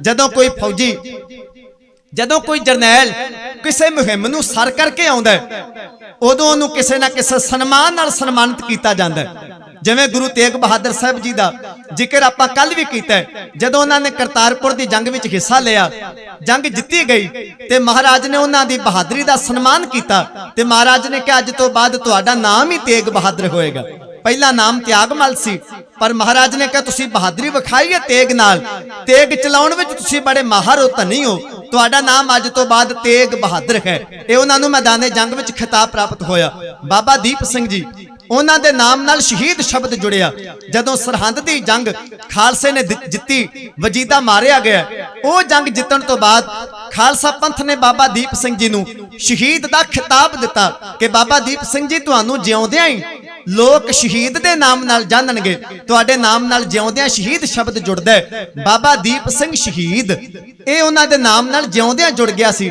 ਤੇ ਬਾਅਦ ਵਿੱਚ ਉਹਨਾਂ ਦੀ ਜਿਹੜੀ ਮਿਸਲ ਸੀ ਬਾਬਾ ਜੀ ਦੀ ਮਿਸਲ ਸ਼ਹੀਦਾਂ ਉਹਦਾ ਵੀ ਨਾਮ ਸ਼ਹੀਦਾਂ ਦੇ ਨਾਮ ਉੱਤੇ ਮਿਸਲ ਸ਼ਹੀਦਾਂ ਪਿਆ ਏਦਾਂ ਮੈਦਾਨੇ ਜੰਗ ਵਿੱਚ ਸਨਮਾਨ ਵੰਡੇ ਜਾਂਦੇ ਨੇ ਜਦੋਂ ਭਾਈ ਸੰਗੋ ਸ਼ਾਹ ਸ਼ਹੀਦ ਹੋਏ ਮਹਾਰਾਜ ਉੱਠੇ ਮਹਾਰਾਜ ਨੇ ਖਿਤਾਬ ਦਿੱਤਾ ਮਹਾਰਾਜ ਨੇ ਕਿਹਾ ਸੰਗੋ ਸ਼ਾਹ ਸ਼ਾਹ-ਏ ਸੰਗਰਾਮ ਸ਼ਾਹ-ਏ ਸੰਗਰਾਮ ਇਹ ਮਹਾਰਾਜ ਨੇ ਖਿਤਾਬ ਦਿੱਤਾ ਭਾਵ ਯੁੱਧ ਖੇਤਰ ਦਾ ਬਾਦਸ਼ਾਹ ਇਹ ਸਨਮਾਨ ਦੇਣੇ ਵੀ ਕਿਸੇ ਵਿਰਲੇ ਵਿਰਲੇ ਦੇ ਹਿੱਸੇ ਆਇਆ ਕਰਦੇ ਆ ਮਹਾਰਾਜ ਨੇ ਕਿਹਾ ਯੁੱਧ ਖੇਤਰ ਦਾ ਬਾਦਸ਼ਾਹ ਹੈ ਭਾਈ ਸੰਗੋ ਸ਼ਾਹ ਹੁਣ ਮਹਾਰਾਜ ਨੇ ਵੇਖਿਆ ਵੀ ਦੋ ਸੂਰਮੇ ਸ਼ਹੀਦ ਹੋਏ ਨੇ ਭਾਈ ਸੰਗੋ ਸ਼ਾਹ ਤੇ ਜੀਤਮਲ ਮਹਾਰਾਜ ਨੇ ਕਿਹਾ ਹੁਣ ਅਸੀਂ ਆਪ ਮੈਦਾਨੇ ਜੰਗ ਵਿੱਚ ਜਾਵਾਂਗੇ ਨੀਲਾ ਕੋੜਾ ਤਿਆਰ ਕੀਤਾ ਗਿਆ ਹੀਰਿਆਂ ਦੀ ਜੜਤ ਵਾਲੀ ਕਾਠੀ ਉਹਦੀ ਪਿੱਠ ਤੇ ਲਗਾਈ ਗਈ ਮਹਾਰਾਜ ਨੇ ਆਪਣੇ ਕਮਰ ਕੱਸੇ ਵਿੱਚ ਸ਼ਸਤਰ ਕੱਸ ਲਏ ਨੇ ਹਜ਼ੂਰ ਨੇ ਆਪਣੇ ਪੱਥੇ ਵਿੱਚ ਚੁਣ ਚੁਣ ਕੇ ਤੀਰ ਭਰੇ ਜਿਸ ਤੀਰ ਦੇ ਮਗਰਲੇ ਪਾਸੇ 1.25 ਤੋਲਾ ਸੋਨਾ ਲੱਗਿਆ ਹੋਇਆ ਮਹਾਰਾਜ ਦੇ ਗਾਤਰੇ ਸ਼੍ਰੀ ਸਾਹਿਬ ਲਟਕਦੀ ਹੈ ਮਹਾਰਾਜ ਨੇ ਕਮਾਨ ਟੋ ਕੇ ਚੱਕ ਕੀਤੀ ਕਮਾਨ ਦੀ ਤੰਦੀ ਕਿਤੇ ਮੈਦਾਨੇ ਜੰਗ ਵਿੱਚ ਧੋਖਾ ਨਾ ਦੇ ਦੇ ਹਜ਼ੂਰ ਨੇ ਨੇਜਾ ਸੰਭਾਲਿਆ ਗਰੀਬ ਨਵਾਜ ਪਾਤਸ਼ਾਹ ਨੇ ਗਾਤਰੇ ਦੀ ਸ਼੍ਰੀ ਸਾਹਿਬ ਚੱਕ ਕੀਤੀ ਸ਼ਸਤਰਾਂ ਨਾਲ ਲੈਸ ਹੋ ਕੇ ਹਜ਼ੂਰ ਪਾਤਸ਼ਾਹ ਉੜਦੇ ਹੋਏ ਬਾਜ ਦੀ ਡੋਰ ਢਿੱਲੀ ਕੀਤੀ ਪਲਾਕੀ ਮਾਰੀ ਸਤਿ ਸ੍ਰੀ ਅਕਾਲ ਕਹਿ ਕੇ ਘੋੜੇ ਉੱਤੇ ਸਵਾਰ ਹੋਏ ਮੈਦਾਨੇ ਜੰਗ ਵੱਲ ਨੂੰ ਆ ਰਹੇ ਨੇ ਸਤਿਗੁਰੂ ਮਹਾਰਾਜ ਨੇ ਜਿਉਂ ਹੀ ਉੱਚੀ ਟਿੱਬੀ ਉੱਤੋਂ ਆਪਣਾ ਘੋੜਾ ਖੇਠਾ ਮੈਦਾਨ ਵੱਲ ਨੂੰ ਲਿਆਂਦਾ ਜਿਹੜੇ उस वक्त राजे खड़े हुए ने राजा फतेह शाह राजा भीमचंद कंब गए आखन लगे गुरु गोबिंद सिंह के मुकाबले उत्ते हुण कौन जाएगा एक जरनैल है उसका नाम है भीखण खां यह भी पहला महाराज दे कोल रहा तनखाह लैंदा रहा एन मौके उत्ते इहने भी धोखा दिता हुण इहने आख्या मैं जावांगा गुरु गोबिंद सिंह जी के मुकाबले उत्ते हथियार संभाल के भीखण खां आया गुरु गोबिंद सिंह महाराज जी के मुकाबले उत्ते इहने कई वार कीते इहदे वार खाली गए कलगीधर पातशाह जी ने फिर मोढे तो कमान लाया पत्थे विचों तीर कढ़िया इतिहास कहंदा ए सारा लोहे विच मड़िया होया भीखण खां सारा लोहे विच मड़िया होया गरीब नवाज पातशाह ने वेखिया भी अपने मुंह तो कुछ पढ़दा पिया ए कलमा पढ़ रहा सी कलमे ला इलाहा अल्लाह बिस्मिल्लाह मुहम्मद रसूल अल्लाह अल्लाहू अकबर कलमा पढ़दा पिया गरीब नवाज पातशाह ने वेखिया भी इहदे मुख ते मुंह ते वार कीता जाए उधरों पठान भीखण खां ने महाराज उत्ते वार करने वास्ते तीर तंदी उत्ते चढ़ाया हजूर कलगीधर पातशाह ने पत्थे विचों कढ के उडना सकोलिया रखिया कमान दे तंदी उत्ते हजूर ने छाती दा तान लाया जरा अंगूठा ढिला कीता पठान दा तीर चलण तो पहला एदा मुंह बंद होण तो पहला महाराज ने छड्डिया कमान दी तंदी तो तीर शाशा करदा होया तीर इस भीखण खां दे मुंह दे विच दी पार हो गया ए मुंह तो कलमा पढ़दा पिया सी एदा जबाड़ा बंद होण तो पहला महाराज ने अपना तीर इहदे मुंह दे विच दी पार कर दिता खान दियां मंदियां मन विच रह गईयां ए चाहुंदा सी तीर मार के मैं महाराज नूं मारां इहदे मन दियां मन विच रहियां पुआंटनियां खांदा भीखण खांदाड़ करदा जमीन उत्ते आके डिग्या। नामी जरनैल मारे गए। हुण आखण लगे कौन जाएगा पातशाह दे मुकाबले उत्ते। एक राजा हरीचंद हंडूरिया जेड़ा जख्मी होया सी भाई जीतमल दा मुकाबला करदियां इहदे साथियां नूं चुक के लै गए सन। ये जरा तंदुरुस्त होया, होश विच आया, कहन लगा मैं जावांगा महाराज दे मुकाबले उत्ते। इहने तीर संभाले, हथियार संभाले, घोड़े ते सवार होया, मैदाने जंग विच आया। ਇਹਦੀ बहादरी ਦੀ ਵਡਿਆਈ ਕੀਤੀ ਹੈ महाराज ने दसम ग्रंथ विच। हजूर लिखते ने भी ये तीर चलाउण विच इन्ना माहर सी भी एक तंदी उत्ते दो तीर चाड़ के इकट्ठे चला दिया करदा सी। सत्संग ते एक तीर चलाउणा चलाया जा सकदा है कमान तो, पर इक्के समय इक्के तंदी उत्ते दो तीर चाड़ के छड़ देने ये किसी योधे दा काम होया करदा। महाराज ने ओहदा गुण छुपाया नहीं। महाराज ने सगों दी तारीफ की अपनी बाणी विच। महाराज कहंदे इन्ना तगड़ा सूरमा सी, इको समय दो तीर चाड़ के चला दिया करदा सी। ये आ गया कलगीधर पातशाह जी दे मुकाबले उत्ते। इहने पैंदी सट महाराज उत्ते 3 वार कीते ने। इतिहास कहंदा इहदा पहला वार कलगीधर पातशाह जी दे घोड़े दी काठी विच आके वजिया, खाली गया। इहने दूजा वार कीता, महाराज जी दे खब्बे कंन नूं छू के दस्तार नूं चीर के लंघ गया। ਇਹਦਾ दूजा वार भी खाली गया। इन्हें तीजा वार किया, महाराज जी की छाती का निशाना बन के। महाराज लिखते ने भी असी अपने कमर उत्ते अपने लक उत्ते एक चमड़े की पेटी बनी हुई है। महाराज ने कहा यदा चलाया होया तीर साडे चमड़े की पेटी विच आके वजिया ते चमड़े की पेटी तो पार हो गया तीर। तीर की चुज जड़ी सी साडे पेट विच आके खुबी, पर महाराज ने कहा तीर चुभया जरूर है पर साडे कोई जख्म नहीं होया। चुभी चिंच चरमंग के शघाए ना आयो, कलंक केवलंग जान दासंग बचायो। महाराज ने इन्हां तिन्ना वारां दा जिक्र अपनी दसम बाणी विच इउं कीता है। हजूर लिखदे ने हरिचंद कोपंग कमानंग संभारंग, प्रथम बाजियंग तान बाणंग प्रहारंग, द्वितीय ताक के तीर मोको चलायंग, रखियो दाईव मैं कान श्वै के सदायंग, तृतीय बाण मारियो सो पेटी मजारंग, विद्यंग चिलकतंग द्वाल पारंग पधारंग। भाव उस पेटी नूं विन के दूजे पासे तीर चलिया गया। हजूर कहते ने विद्यंग चिलकतंग द्वाल पारंग पधारंग, चुभी चिंच चरमंग के शघाए ना आयो, कलंक केवलंग जान दासंग बचायो। पातशाह ने कहा उस वाहिगुरू ने मेरी रखिया की। जदों इहदे 3 वार खाली गए, पातशाह कहते असीं इहदे उत्ते वार करन लगे। मैदाने जंग विचों भज्जण लगा हरिचंद। असीं उहनूं वंगार के आख्या हरिचंदा सप दी रोड विच हथ पा के शेर दे घुरने विच आके उहनूं वंगार के फिर कदे खाली नहीं जाईदा। जे किसी दे घर भाजी पाई है ते न्योंदरे दी उड़ीक रखी दी है। गरीब नवाज पातशाह ने वार दा जवाब देने वास्ते मोढे तो कमान लाया, पत्थे विचों तीर कढ़िया रखिया कमान दी तंदी उत्ते, जान बचा के भज्जण लगे। राजा हरिचंद पातशाह ने कहा हरिचंदा वार कीते ने भजना जांदा होया साडा वार लैके जा। हरिचंदा तू तीर चलाउण विच बड़ा माहर है, पर सानू लगदा तेनू किसी उस्ताद ने वार करन दी जांच नहीं दसी। खिंच के कमान दी तंदी ला के सत श्री अकाल दा जकारा छड्ड के कमान तो तीर। महाराज ने आख्या हरिचंदा वार इंज नहीं है, इंज करीदा है।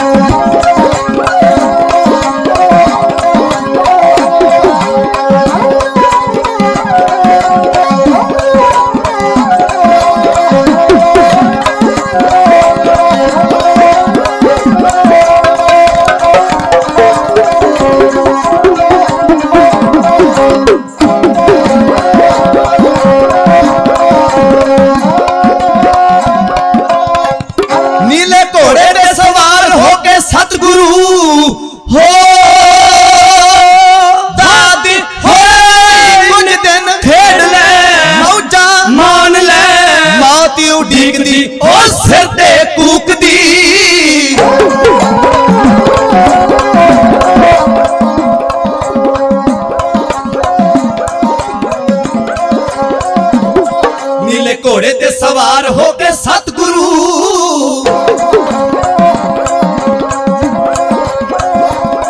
नीले घोड़े ते सवार होके सतगुरु पुजे वैरियां दे दल वल्ले धा बाण लगया ते रोस रब्बे जागया।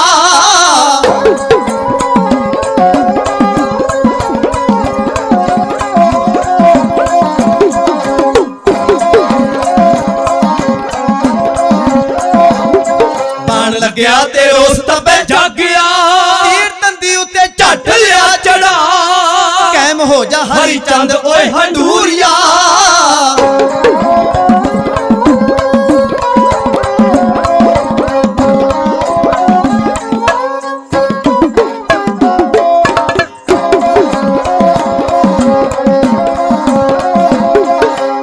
ਹੋ ਜਾ ਹਰੀ ਚੰਦ ਓਏ ਹੰਡੂਰੀਆ ਤੈਨੂੰ ਮੌਤ ਰਖੀ ਦੇਰ ਦੀ ਟਕਾ ਤੇਰੇ 3 ਵਾਰ ਉੱਕ ਗਏ ਨਿਸ਼ਾਨਿਓ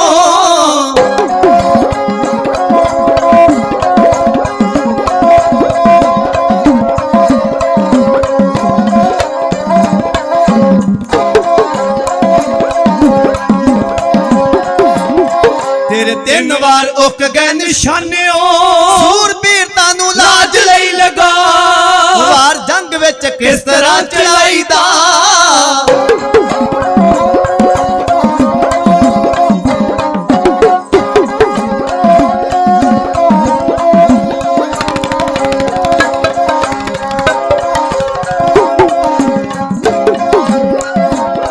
ਵਾਰ ਜੰਗ ਵਿੱਚ ਕਿਸ ਤਰ੍ਹਾਂ ਚਲਾਈਦਾ ਨਜ਼ਰ ਸਾਡੇ ਵੱਲ ਜਰਾ ਕੋਈ ਉਠਾ ਇੰਨੀ ਆਖ ਕੇ ਸਵਰਨ ਮੁਖੀ ਛੱਡਿਆ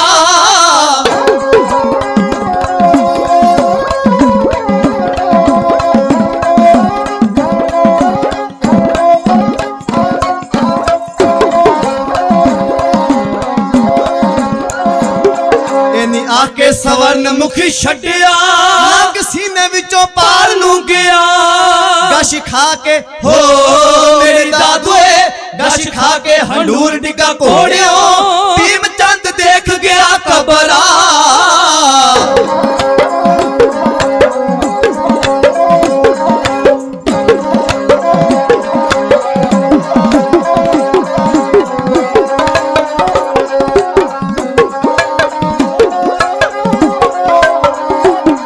ਗਸ਼ ਖਾ ਕੇ ਹੰਡੂਰ ਡਿੱਗਾ ਕੋੜਿਓ ਗਸ਼ ਖਾ ਕੇ ਹੰਡੂਰ ਡਿੱਗਾ ਕੋੜਿਓ ਭੀਮ ਚੰਦ ਦੇਖ ਗਿਆ ਕਬਰਾ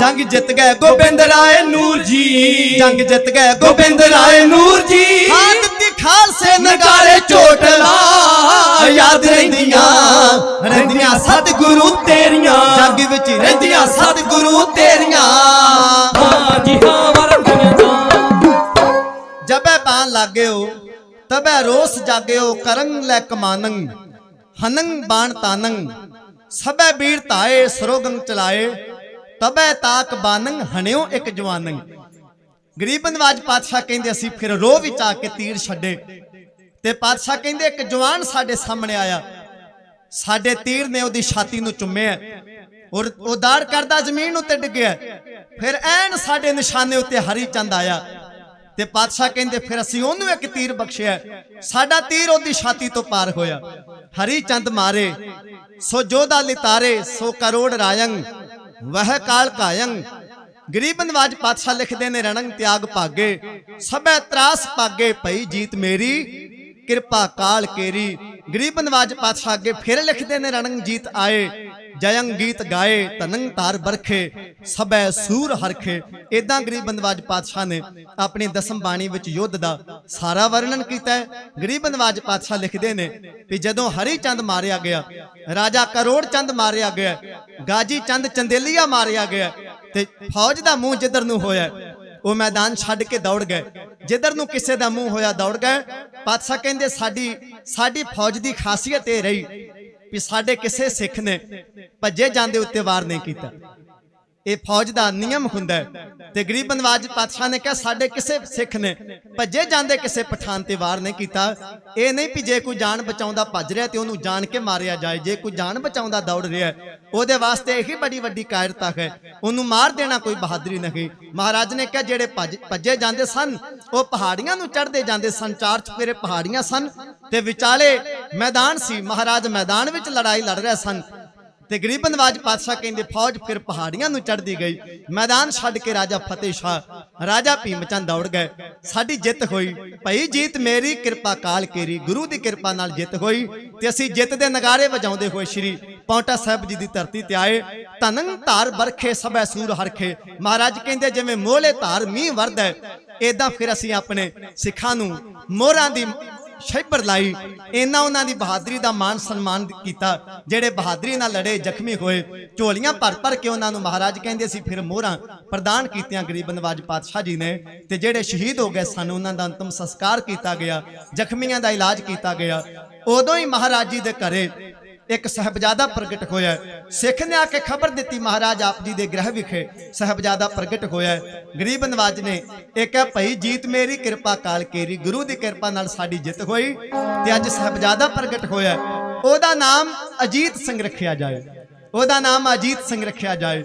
ਜਿਵੇਂ ਸਿੱਖ ਅਜਿੱਤ ਹੈ, ਜਿਵੇਂ ਸਿੱਖਾਂ ਨੂੰ ਗੁਰੂ ਨਾਨਕ ਦੇ ਦਰਬਾਰ ਨੂੰ ਕੋਈ ਜਿੱਤ ਨਹੀਂ ਸਕਦਾ, ਇਦਾਂ ਹੀ ਮਹਾਰਾਜ ਨੇ ਕਿਹਾ ਇਦਾਂ ਦਾ ਬਲੀ ਸੂਰਮਾ ਹੋਏਗਾ, ਇਹ ਦੁਸ਼ਮਣ ਦੇ ਕੋਲੋਂ ਜਿੱਤਿਆ ਨਹੀਂ ਜਾਏਗਾ। ਨਾਮ ਅਜੀਤ ਸਿੰਘ ਰੱਖਿਆ ਗਿਆ। ਮਹਾਰਾਜ ਨੇ ਅਗਲੇ ਦਿਨ ਬੜੇ ਵੱਡੇ ਮਾਨ ਸਨਮਾਨ ਦਿੱਤੇ। ਪੀਰ ਬੁੱਧੂ ਸ਼ਾਹ ਆਏ ਸਤਿਗੁਰੂ ਜੀ ਦੇ ਕੋਲ। ਮਹਾਰਾਜ ਨੇ ਕਿਹਾ ਪੀਰ ਜੀ ਮੰਗੋ ਕੀ ਮੰਗਦੇ ਹੋ? ਤੁਹਾਡੇ 2 ਪੁੱਤਰ ਮੈਦਾਨੇ ਜੰਗ ਵਿੱਚ ਸ਼ਹੀਦ ਹੋਏ ਨੇ। ਸਾਧ ਸੰਗਤ, ਬੱਚੇ ਮਾਂ-ਬਾਪ ਦੀ ਜ਼ਿੰਦਗੀ ਦਾ ਆਸਰਾ ਹੋਇਆ ਕਰਦੇ ਨੇ। ਮਾਂ-ਬਾਪ ਆਸਾਂ ਉਮੀਦਾਂ ਨਾਲ ਬੱਚੇ ਨੂੰ ਪਾਲ ਕੇ ਵੱਡਾ ਕਰਦੇ ਨੇ, ਜਵਾਨ ਕਰਦੇ ਨੇ ਤੇ ਸੋਚਦੇ ਨੇ ਕਿ ਜਦੋਂ ਅਸੀਂ ਬਜ਼ੁਰਗ ਹੋਵਾਂਗੇ, ਬੁੱਢੇ ਬਾਰੇ ਜਾ ਕੇ ਸਾਡਾ ਸਹਾਰਾ ਬਣਨਗੇ, ਸਾਡੀ ਡੰਗੋਰੀ ਬਣਨਗੇ। ਗਰੀਬ ਨਵਾਜ ਪਾਤਸ਼ਾਹ ਜਾਣਦੇ ਸਨ ਕਿ 2 ਪੁੱਤਰ ਸ਼ਹੀਦ ਹੋਏ ਨੇ। ਹਜ਼ੂਰ ਦੇ ਦਿਲ ਵਿੱਚ ਪੀਰ ਬੁੱਧੂ ਸ਼ਾਹ ਜੀ ਦੇ ਪ੍ਰਤੀ ਬੜਾ ਵੱਡਾ ਸਨਮਾਨ ਹੈ, ਬੜਾ ਵੱਡਾ ਸਤਿਕਾਰ ਹੈ। ਸ਼ਹੀਦ ਭਾਈ ਨਵਰੀਤ ਸਿੰਘ ਜੀ, ਉਹਨਾਂ ਦੇ ਪਿਤਾ ਜੀ ਦਾ ਸਨਮਾਨ ਕੀਤਾ ਗਿਆ ਗੁਰੂ ਦਰਬਾਰ ਅੰਦਰ। ਬੜੀ ਵੱਡੀ ਕੁਰਬਾਨੀ ਹੈ ਜਿੱਥੇ ਉਸ ਨੌਜਵਾਨ ਨੇ ਪੰਜਾਬ ਵਾਸਤੇ, ਪੰਜਾਬੀਅਤ ਵਾਸਤੇ, ਕਿਸਾਨੀ ਵਾਸਤੇ, ਹੱਕਾਂ ਦੀ ਖਾਤਰ ਜ਼ਾਲਮ ਸਰਕਾਰ ਦੇ ਵਿਰੁੱਧ ਸੰਘਰਸ਼ ਲੜਦਿਆਂ ਹੋਇਆ ਸ਼ਹਾਦਤ ਦਾ ਜਾਮ ਪ੍ਰਾਪਤ ਕੀਤਾ। ਜਿੱਥੇ ਨਾਮ ਉਹਨਾਂ ਦਾ ਸ਼ਹੀਦਾਂ ਵਿੱਚ ਦਰਜ ਹੋਇਆ, ਪਰਿਵਾਰ ਵਾਸਤੇ ਕਦੇ ਵੀ ਨਾ ਪੂਰਾ ਹੋਣ ਵਾਲਾ ਘਾਟ ਹੈ। ਸਿੱਖ ਪੰਥ ਦੇ ਦਿਲਾਂ ਅੰਦਰ ਅਤੇ ਇਨਸਾਨੀਅਤ ਨੂੰ ਪਿਆਰ ਕਰਨ ਵਾਲੇ ਲੱਖਾਂ ਕਰੋੜਾਂ ਲੋਕਾਂ ਦੇ ਦਿਲਾਂ ਅੰਦਰ ਜਿੱਥੇ ਉਸ ਸ਼ਹੀਦ ਦਾ ਬੜਾ ਵੱਡਾ ਸਨਮਾਨ ਹੈ, ਉਥੇ ਇਸ ਪਰਿਵਾਰ ਦੇ ਪ੍ਰਤੀ ਬੜਾ ਵੱਡਾ ਸਤਿਕਾਰ ਹੈ, ਬੜਾ ਵੱਡਾ ਦਰਦ ਹੈ। ਜਿਨ੍ਹਾਂ ਦਾ ਆਪਣਾ ਪੁੱਤਰ ਹੱਕਾਂ ਦੀ ਖਾਤਰ ਜੂਝਦਿਆਂ ਹੋਇਆ ਉਹਨਾਂ ਦਾ ਉਹ ਸ਼ਹੀਦ ਹੋਏ, ਉਹਨਾਂ ਨੇ ਆਪਣਾ ਆਪ ਕੁਰਬਾਨ ਕੀਤਾ ਹੈ। ਗੁਰੂ ਨਾਨਕ ਦਾ ਦਰਬਾਰ ਉਸ ਕਦਰ ਨੂੰ ਜਾਣਦਾ, ਉਸ ਸਨਮਾਨ ਨੂੰ ਜਾਣਦਾ, ਉਸ ਦਰਦ ਨੂੰ ਜਾਣਦਾ। ਮਹਾਰਾਜ ਨੇ ਆਖਿਆ ਪੀਰ ਬੁੱਧੂ ਸ਼ਾਹ ਜੀ 2 ਪੁੱਤਰ ਤੁਹਾਡੇ ਸ਼ਹੀਦ ਹੋਏ ਨੇ, ਬੜਾ ਵੱਡਾ ਬੜੀ ਵੱਡੀ ਤੁਹਾਡੀ ਦੇਣ ਹੈ ਮੈਦਾਨੇ ਜੰਗ ਅੰਦਰ। ਮੰਗੋ ਕੀ ਮੰਗਦੇ ਹੋ? ਹਜ਼ੂਰ ਨੂੰ ਆਖਣ ਲੱਗੇ ਦਾਤਾ ਕੁਝ ਨਹੀਂ ਚਾਹੀਦਾ, ਰਾਜ ਨਾ ਚਾਹੋ ਮੁਕਤ ਨਾ ਚਾਹੋ, ਮਨ ਪ੍ਰੀਤ ਚਰਨ ਕਮਲਾਰੇ। ਸਤਿਗੁਰੂ ਤੁਹਾਡੀ ਖੁਸ਼ੀ ਮਿਲ ਜਾਏ, ਤੁਹਾਡੇ ਚਰਨਾਂ ਦੀ ਪ੍ਰੀਤ ਮਿਲ ਜਾਏ, ਹੋਰ ਕੁਝ ਨਹੀਂ ਚਾਹੀਦਾ। ਕੋਈ ਮਾਇਆ ਨਹੀਂ ਮੰਗੀ, ਕੋਈ ਧਨ ਦੌਲਤ ਨਹੀਂ ਮੰਗੀ, ਜਗੀਰ ਨਹੀਂ ਮੰਗੀ। ਸਤਿਗੁਰੂ ਤੁਹਾਡੀ ਖੁਸ਼ੀ ਮਿਲ ਜਾਏ। ਸਤਿਗੁਰੂ ਜੇ ਤੁਸੀਂ ਤਰੁੱਠੇ ਹੋ, ਤੁਸੀਂ ਜਿਹੜੇ ਕੰਗੇ ਨਾਲ ਆਪਣੇ ਕੇਸ ਹਰੇ ਕਰ ਰਹੇ ਹੋ, ਇਹ ਕੰਗਾ ਕੇਸਾਂ ਸਮੇਤ ਦੇ ਦਿਓ, ਆ ਕੇਸਕੀ ਵਿੱਚ ਬੰਨ ਕੇ ਦੇ ਦਿਓ। ਤੁਹਾਡੀ ਨਿਸ਼ਾਨੀ ਸਾਡੇ ਕੋਲ ਰੱਖੇ, ਸਾਡੀਆਂ ਪੀੜ੍ਹੀਆਂ ਨੂੰ ਯਾਦ ਰੱਖੇ ਕਿ ਸਤਿਗੁਰੂ ਪਾਤਸ਼ਾਹ ਨੇ ਤਰੁੱਠ ਕੇ ਸਾਨੂੰ ਸਿੱਖੀ ਦੀ ਦਾਤ ਬਖਸ਼ੀ, ਕੇਸਾਂ ਦੀ ਦਾਤ ਬਖਸ਼ੀ। ਮਹਾਰਾਜ ਦੇ ਕੋਲੋਂ ਮੰਗ ਕੇ ਨਿਸ਼ਾਨੀ ਲਈ। ਮਹਾਰਾਜ ਨੇ ਬੜੇ ਪਿਆਰ ਵਿੱਚ ਆ ਕੇ ਸਤਿਗੁਰੂ ਨੇ ਕੇਸਾਂ ਸਮੇਤ ਕੰਗਾ ਕੇਸਕੀ ਉਹਨਾਂ ਦੀ ਝੋਲੀ ਵਿੱਚ ਪਾਈ। ਚਰਨਾਂ ਦੀ ਚਰਨ ਧੂੜ ਲੈ ਲਈ। ਪੀਰ ਬੁੱਧੂ ਸ਼ਾਹ ਨੇ ਜਦੋਂ ਮਹਾਰਾਜ ਉੱਠੇ, ਚਰਨਾਂ ਦੀ ਧੂੜ ਚੁੱਕ ਕੇ ਆਪਣੇ ਹੱਥ ਵਿੱਚ ਲਈ, ਇੱਕ ਡੱਬੀ ਵਿੱਚ ਪਾ ਲਈ ਉਹ ਚਰਨ ਧੂੜ। ਸਤਿਗੁਰੂ ਪਾਤਸ਼ਾਹ ਪੌਂਟਾ ਸਾਹਿਬ ਨੇ ਪੀਰ ਜੀ ਆਗੇ ਲੈ ਕੇ ਚਲੇ ਗਏ ਨੇ ਆਪਣੇ ਘਰ ਸਡੌਰੇ। ਜਦੋਂ ਘਰਵਾਲੀ ਨੇ ਆ ਕੇ ਦਰਵਾਜ਼ਾ ਖੋਲਿਆ, ਨਾਮ ਹੈ ਉਸ ਸਤਿਕਾਰਯੋਗ ਜਿਨ੍ਹਾਂ ਦਾ ਨਾਮ ਇਤਿਹਾਸ ਵਿੱਚ ਆਉਂਦਾ ਹੈ ਬੀਬੀ ਨਸੀਰਾਂ। ਉਸ ਸਤਵੰਤੀ ਨੇ ਆ ਕੇ ਦਰਵਾਜ਼ਾ ਖੋਲਿਆ। ਮਾਂ ਦੀ ਉਡੀਕ ਹੋਇਆ ਕਰਦੀ ਹੈ, ਜਿਹੜੇ ਬੱਚੇ ਨੇ ਪਿਤਾ ਨਾਲ ਗਏ ਸਨ, ਪਿਤਾ ਵਾਪਸ ਆਇਆ, ਮੇਰੇ ਪੁੱਤਰ ਵੀ ਨਾਲ ਆਏ ਹੋਣਗੇ। ਜਦੋਂ ਵੇਖਿਆ ਸੱਜੇ ਖੱਬੇ ਦੋਵੇਂ ਪੁੱਤਰ ਨਜ਼ਰੀ ਨਹੀਂ ਆਏ, ਕਾਲਜੇ ਦਾ ਰੁਗ ਭਰਿਆ ਗਿਆ, ਵਿਰਾਗ ਵਿੱਚ ਆ ਗਏ। ਮਾਂ ਨੇ ਹੈਰਾਨ ਹੋ ਕੇ ਆਖਿਆ ਸਵਾਮੀ ਜੀ ਬੱਚੇ ਕਿੱਥੇ ਨੇ, ਪੁੱਤਰ ਕਿੱਥੇ ਨੇ? ਆਖਿਆ ਨਸੀਰਾਂ ਭਾਗਾਂ ਵਾਲੀ ਉਹ ਸ਼ਹੀਦ ਹੋ ਗਏ ਨੇ, ਉਹਨਾਂ ਨੇ ਗੁਰੂ ਨਾਨਕ ਦੇ ਦਰਬਾਰ ਤੋਂ ਆਪਣਾ ਆਪ ਕੁਰਬਾਨ ਕੀਤਾ, ਮੈਦਾਨੇ ਜੰਗ ਵਿੱਚ ਉਹ ਸ਼ਹੀਦ ਹੋ ਗਏ ਨੇ। ਸਤ ਸੰਗਤ, ਮਾਂ ਵਾਸਤੇ ਇਹ ਦੁੱਖ ਸਾਰਨਾ ਬੜਾ ਔਖਾ ਹੈ। ਅੱਖਾਂ ਵਿੱਚੋਂ ਸ਼ਮ-ਸ਼ਮ ਕਰਦੇ ਹੰਝੂ ਵਹਿ ਤੁਰੇ। ਆਖਣ ਲੱਗੀ ਸਵਾਮੀ ਜੀ ਉਹ ਸ਼ਹੀਦ ਹੋ ਗਏ ਨੇ, ਸਾਡੀ ਜ਼ਿੰਦਗੀ ਕਿਸ ਆਸਰੇ ਹੈ? ਤੁਹਾਨੂੰ ਯਕੀਨ ਹੈ ਕਿ ਉਹ ਵਾਕਿਆ ਖੁਦਾ ਦੇ ਦਰ ਪ੍ਰਵਾਨ ਹੋ ਗਏ ਨੇ? ਵਾਕਿਆ ਗੁਰੂ ਨਾਨਕ ਦਾ ਦਰਬਾਰ ਰੱਬ ਦਾ ਘਰ ਹੈ ਤੇ ਤੁਹਾਨੂੰ ਯਕੀਨ ਹੈ ਕਿ ਇਹ ਰੱਬ ਦੇ ਘਰ ਪ੍ਰਵਾਨ ਹੋ ਗਏ ਨੇ? ਤੁਹਾਡਾ ਵਿਸ਼ਵਾਸ ਹੈ ਕਿ ਉਹ ਰੱਬ ਦੀ ਦਰਗਾਹ ਵਿੱਚ ਪਹੁੰਚ ਗਏ ਨੇ? ਪੀਰ ਬੁੱਧੂ ਸ਼ਾਹ ਨੇ ਆਖਿਆ ਹਾਂ ਨਸੀਰਾਂ, ਮੈਨੂੰ ਵਿਸ਼ਵਾਸ ਹੈ। ਗੁਰੂ ਨਾਨਕ ਦਾ ਦਰਬਾਰ ਰੱਬ ਦਾ ਦਰਬਾਰ ਹੈ, ਗੁਰੂ ਕਲਗੀਆਂ ਵਾਲਾ ਖੁਦਾ ਦਾ ਰੂਪ ਹੈ ਤੇ ਉਹ ਖੁਦਾ ਤੋਂ ਕੁਰਬਾਨ ਹੋਏ ਨੇ। ਉਹਨਾਂ ਦਾ ਜੀਵਨ ਵਿਅਰਥ ਨਹੀਂ ਗਿਆ। ਇਤਿਹਾਸ ਕਹਿੰਦਾ ਆਪਣੇ ਹੱਥ ਵਿੱਚ ਫੜੀ ਹੋਈ ਚਰਨ ਧੂੜੀ, ਆਖਿਆ ਨਸੀਰਾਂ ਮਸਤਕ ਨੂੰ ਛੁਆ। ਨਸੀਰਾਂ ਨੇ ਆਪਣੇ ਮਸਤਕ ਨੂੰ ਛੁਆਈ, ਨੇਤਰ ਬੰਦ ਕੀਤੇ।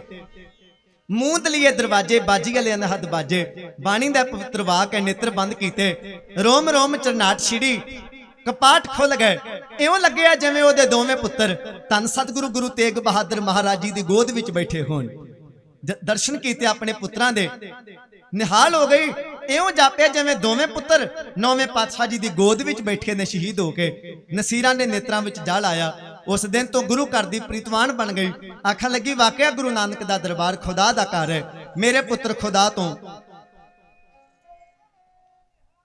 ਸਤਿ ਸ੍ਰੀ ਅਕਾਲ ਮੇਰੇ ਪੁੱਤਰ ਖੁਦਾ ਤੋਂ ਕੁਰਬਾਨ ਹੋਏ ਨੇ ਗੁਰੂ ਘਰ ਦੇ ਪ੍ਰੀਤਵਾਨ ਬਣੇ ਇਹ ਹੈ ਸਤਿਗੁਰੂ ਪਾਤਸ਼ਾਹ ਜੀ ਦੀ ਉਹ ਪੰਗਾਣੀ ਦੀ ਜੰਗ ਜਿਹਦੇ ਵਿੱਚ ਰਲ ਮਿਲ ਕੇ ਮਹੰਤ ਵੀ ਲੜੇ ਉਦਾਸੀ ਮਹਾਤਮਾ ਵੀ ਲੜੇ ਤੇ ਪੀਰ ਬੁੱਧੂ ਸ਼ਾਹ ਇਸਲਾਮ ਧਰਮ ਨਾਲ ਸੰਬੰਧਿਤ ਉਹ ਵੀ ਲੜੇ ਗੁਰੂ ਨਾਨਕ ਦਾ ਦਰਬਾਰ ਵੀ ਲੜਿਆ ਮਹਾਰਾਜ ਜੀ ਦੀ ਭੂਆ ਦੇ ਪੁੱਤਰ ਇਸ ਮੈਦਾਨੇ ਜੰਗ ਵਿੱਚ ਸ਼ਹੀਦ ਹੋਏ 20.5 ਸਾਲ ਦੀ ਉਮਰ ਵਿੱਚ ਮਹਾਰਾਜ ਨੇ ਆਪਣੇ ਜੀਵਨ ਦੀ ਇਹ ਪਹਿਲੀ ਲੜਾਈ ਲੜੀ ਅਤੇ ਜਿੱਤ ਪ੍ਰਾਪਤ ਕੀਤੀ ਗਰੀਬ ਨਵਾਜ ਪਾਤਸ਼ਾਹ ਜੀ ਦਾ ਪਾਵਨ ਇਤਿਹਾਸ ਆਪ ਜੀ ਨੇ ਬੜੇ ਪਿਆਰ ਭਾਵਨਾ ਨਾਲ ਸਰਵਣ ਕੀਤਾ ਹੈ ਹਜ਼ੂਰ ਆਪ ਜੀ ਦੀਆਂ ਹਾਜ਼ਰੀਆਂ ਦਰ ਪ੍ਰਵਾਨ ਕਰਨ ਇਹ ਲੜਾਈ ਸੱਚ ਤੇ ਝੂਠ ਦੀ ਹੈ ਸਦੀਆਂ ਤੋਂ ਚੱਲ ਰਹੀ ਹੈ ਚਲਦੀ ਰਹੇਗੀ ਜਿਵੇਂ ਮੈਦਾਨੇ ਜੰਗ ਵਿੱਚ ਸ਼ਹੀਦ ਦਾ ਖੂਨ ਡੁੱਲਦਾ ਹੈ ਇਸੇ ਤਰ੍ਹਾਂ ਡਿੱਬ ਡਿੱਬਾ ਨਿਵਾਸੀਆਂ ਨੂੰ ਇਹ ਮਾਣ ਪ੍ਰਾਪਤ ਹੋਇਆ ਜਿੱਥੇ ਭਾਈ ਨਵਨੀਤ ਸਿੰਘ ਦਾ ਨਾਮ ਇਤਿਹਾਸ ਵਿੱਚ ਸੁਨਹਿਰੀ ਅੱਖਰਾਂ ਵਿੱਚ ਲਿਖਿਆ ਜਾਏਗਾ ਉੱਥੇ ਇਸ ਨਗਰ ਦਾ ਨਾਮ ਵੀ ਸੁਨਹਿਰੀ ਅੱਖਰਾਂ ਵਿੱਚ ਲਿਖਿਆ ਜਾਏਗਾ ਰਹਿੰਦੀ ਦੁਨੀਆ ਤੱਕ ਜਿੱਥੇ ਇਤਿਹਾਸ ਲਿਖਿਆ ਗਿਆ ਜਿੱਥੇ ਪੜ੍ਹਿਆ ਗਿਆ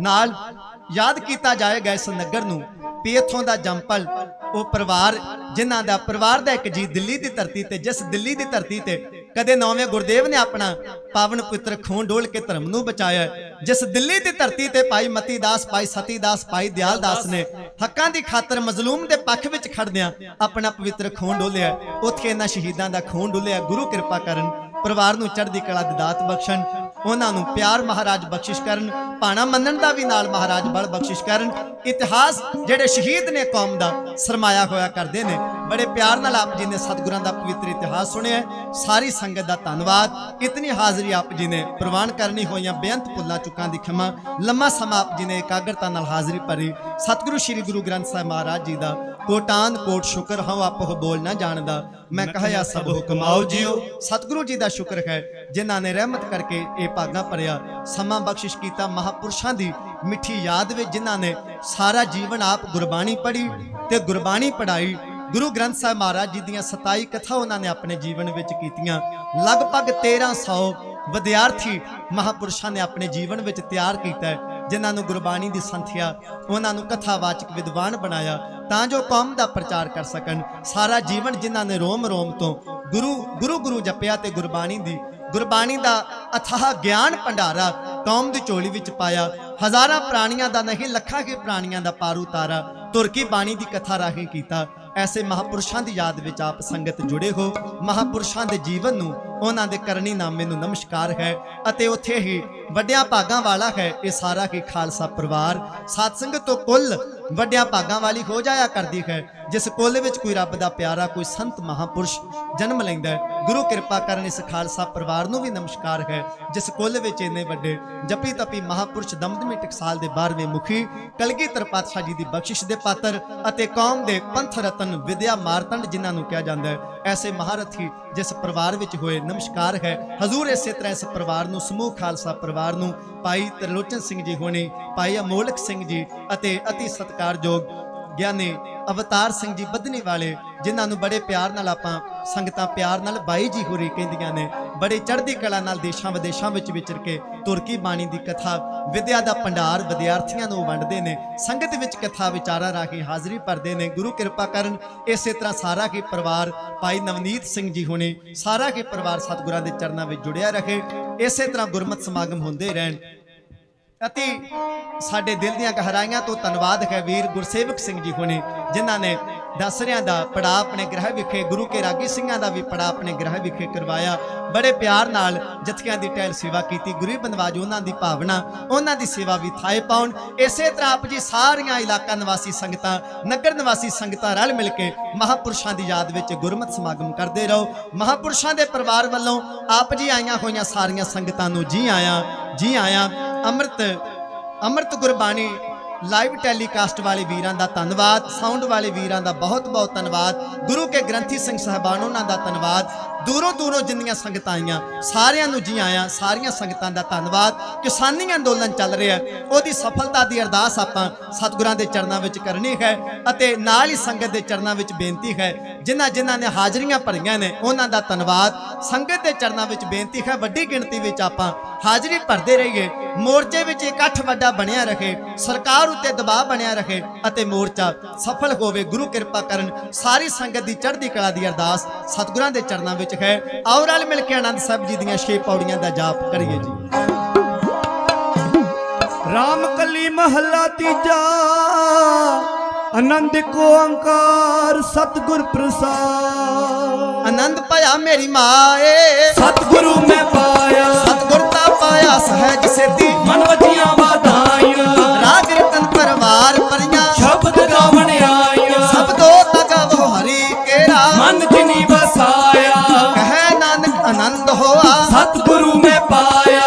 ਏ ਮਨ ਮੇਰਿਆ ਤੂੰ ਸਦਾ ਰਹੋ ਹਰ ਨਾਲੇ, ਹਰ ਨਾਲ ਰਹੋ ਤੂੰ ਮਨ ਮੇਰੇ, ਦੁੱਖ ਸਭ ਵਿਸਾਰਨਾ, ਅੰਗੀਕਾਰ ਉਹ ਕਰੇ ਤੇਰਾ, ਕਾਰਜ ਸਭ ਸਵਾਰਨਾ, ਸਭਨਾ ਗੱਲਾਂ ਸਮਰੱਥ ਸੁਆਮੀ, ਸੋ ਕਿਉ ਮਨੋ ਵਿਸਾਰੇ, ਕਹੈ ਨਾਨਕ ਮਨ ਮੇਰੇ, ਸਦਾ ਰਹੋ ਹਰ ਨਾਲੇ, ਸਾਚੇ ਸਾਹਿਬਾ ਕਿਆ ਨਹੀਂ ਕਰਤੇ ਰਹਿ, ਘਰ ਤਾਂ ਤੇਰਾ ਸਭ ਕੁਛ ਹੈ, ਜਿਸ ਦੇਹ ਸੋ ਪਾਵੇ, ਸਦਾ ਸਿਫਤ ਸਲਾਹ ਤੇਰੀ, ਨਾਮ ਮਨ ਵਸਾਵੇ, ਨਾਮ ਜਿਨ ਕੈ ਮਨ ਵਸਿਆ, ਬਾਜੇ ਸ਼ਬਦ ਕਨੇਰੇ, ਕਹੈ ਨਾਨਕ ਸੱਚੇ ਸਾਹਿਬ, ਕਿਆ ਨਹੀਂ ਕਰਤੇ ਰਹਿ, ਸਾਚਾ ਨਾਮ ਮੇਰਾ ਆਧਾਰੋ, ਸਾਚ ਨਾਮ ਆਧਾਰ ਮੇਰਾ, ਜਿਨ ਭੁੱਖਾ ਸਭ ਗਵਾਈਆਂ, ਕਰ ਸ਼ਾਂਤ ਸੁਖ ਮਨ ਆਇ ਵਸਿਆ, ਜਿਨ ਜਿਨ ਇੱਛਾ ਸਭ ਪੁਜਾਈਆਂ, ਸਦਾ ਕੁਰਬਾਨ ਕੀਤਾ ਗੁਰੂ ਵਿਟਹੋ, ਜਿਸ ਦੀਆਂ ਇਹ ਵਡਿਆਈਆਂ, ਕਹੈ ਨਾਨਕ ਸੁਣੋ ਸੰਤ ਹੋ, ਸ਼ਬਦ ਕਰੋ ਪਿਆਰੋ, ਸਾਚਾ ਨਾਮ ਮੇਰਾ ਆਧਾਰੋ, ਵਾਜੇ ਪੰਚ ਸ਼ਬਦ ਤਿਤ ਘਰ ਸੁਭਾਗੈ, ਘਰ ਸੁਭਾਗੈ ਸ਼ਬਦ ਵਾਜੇ, ਕਲਾ ਜਿਤ ਕਰ ਤਾਰਿਆ, ਪੰਚ ਦੂਤ ਤੁਧ ਵਸ ਕੀਤੇ, ਕਾਲ ਕੰਟਕ ਮਾਰਿਆ, ਤੁਰ ਕਰਮ ਪਾਇਆ ਤੁਧ ਜਿਨ ਕੋ ਸੇ, ਨਾਮ ਹਰ ਕੈ ਲਾਗੇ, ਕਹੈ ਨਾਨਕ ਤਹ ਸੁਖ ਹੋਆ, ਜਿਤ ਕਰ ਅਨਹਦ ਵਾਜੇ, ਅਨੰਦ ਸੁਣੋ ਵਡ ਭਾਗੀ ਹੋ, ਸਗਲ ਮਨੋਰਥ ਪੂਰੇ, ਪਾਰ ਬ੍ਰਹਮ ਪ੍ਰਭ ਪਾਇਆ, ਉਤਰੇ ਸਗਲ ਵਸੂਰੇ, ਦੁਖ ਰੋਗ ਸੰਤਾਪ ਉਤਰੇ, ਸੁਣੀ ਸੱਚੀ ਬਾਣੀ, ਸੰਤ ਸਾਜਨ ਭਏ ਸਰਸੇ, ਪੂਰੇ ਗੁਰ ਤੇ ਜਾਣੀ, ਸੁਣਤੇ ਪੁਨੀਤ ਕਹਤੇ ਪਵਿੱਤ ਸਤਿਗੁਰ ਗੁਰ ਰਹਿਆ ਰਹਾ ਭਰਪੂਰੇ, ਬਿਨਵੰਤ ਨਾਨਕ ਗੁਰ ਚਰਨ ਲਾਗੇ, ਵਾਜੇ ਅਨਹਦ ਤੁਰੇ ਲੋਕ ਪਵਨ ਗੁਰੂ ਪਾਣੀ ਪਿਤਾ, ਮਾਤਾ ਤਤ ਮਹਤ, ਦਿਵਸ ਰਾਤ ਦੋਇ ਦਾਈ ਦਾਇਆ, ਖੇਲੇ ਸਗਲ ਜਗਤ, ਚੰਗਿਆਈਆਂ ਬੁਰਿਆਈਆਂ, ਵਾਜੇ ਧਰਮ ਹਦੂਰ, ਕਰਮੀ ਆਪੋ ਆਪਣੀ, ਕੇ ਨੇੜੇ ਕੇ ਦੂਰ, ਜਿਨੀ ਨਾਮ ਤੇ ਆਇਆ, ਗਏ ਮਸਕਤ ਕਾਲ, ਨਾਨਕ ਤੇ ਮੁਖ ਉਜਲੇ, ਕੀਤੀ ਛੁੱਟੀ ਨਾਲ, ਜਿਨੀ ਨਾਮ ਤੇ ਆਇਆ, ਗਏ ਮਸਕਤ ਕਾਲ, ਨਾਨਕ ਤੇ ਮੁਖ ਉਜਲੇ, ਕੀਤੀ ਛੁੱਟੀ ਨਾਲ। ਵਾਹਿਗੁਰੂ ਜੀ ਕਾ ਖਾਲਸਾ, ਵਾਹਿਗੁਰੂ ਜੀ ਕੀ ਫਤਿਹ।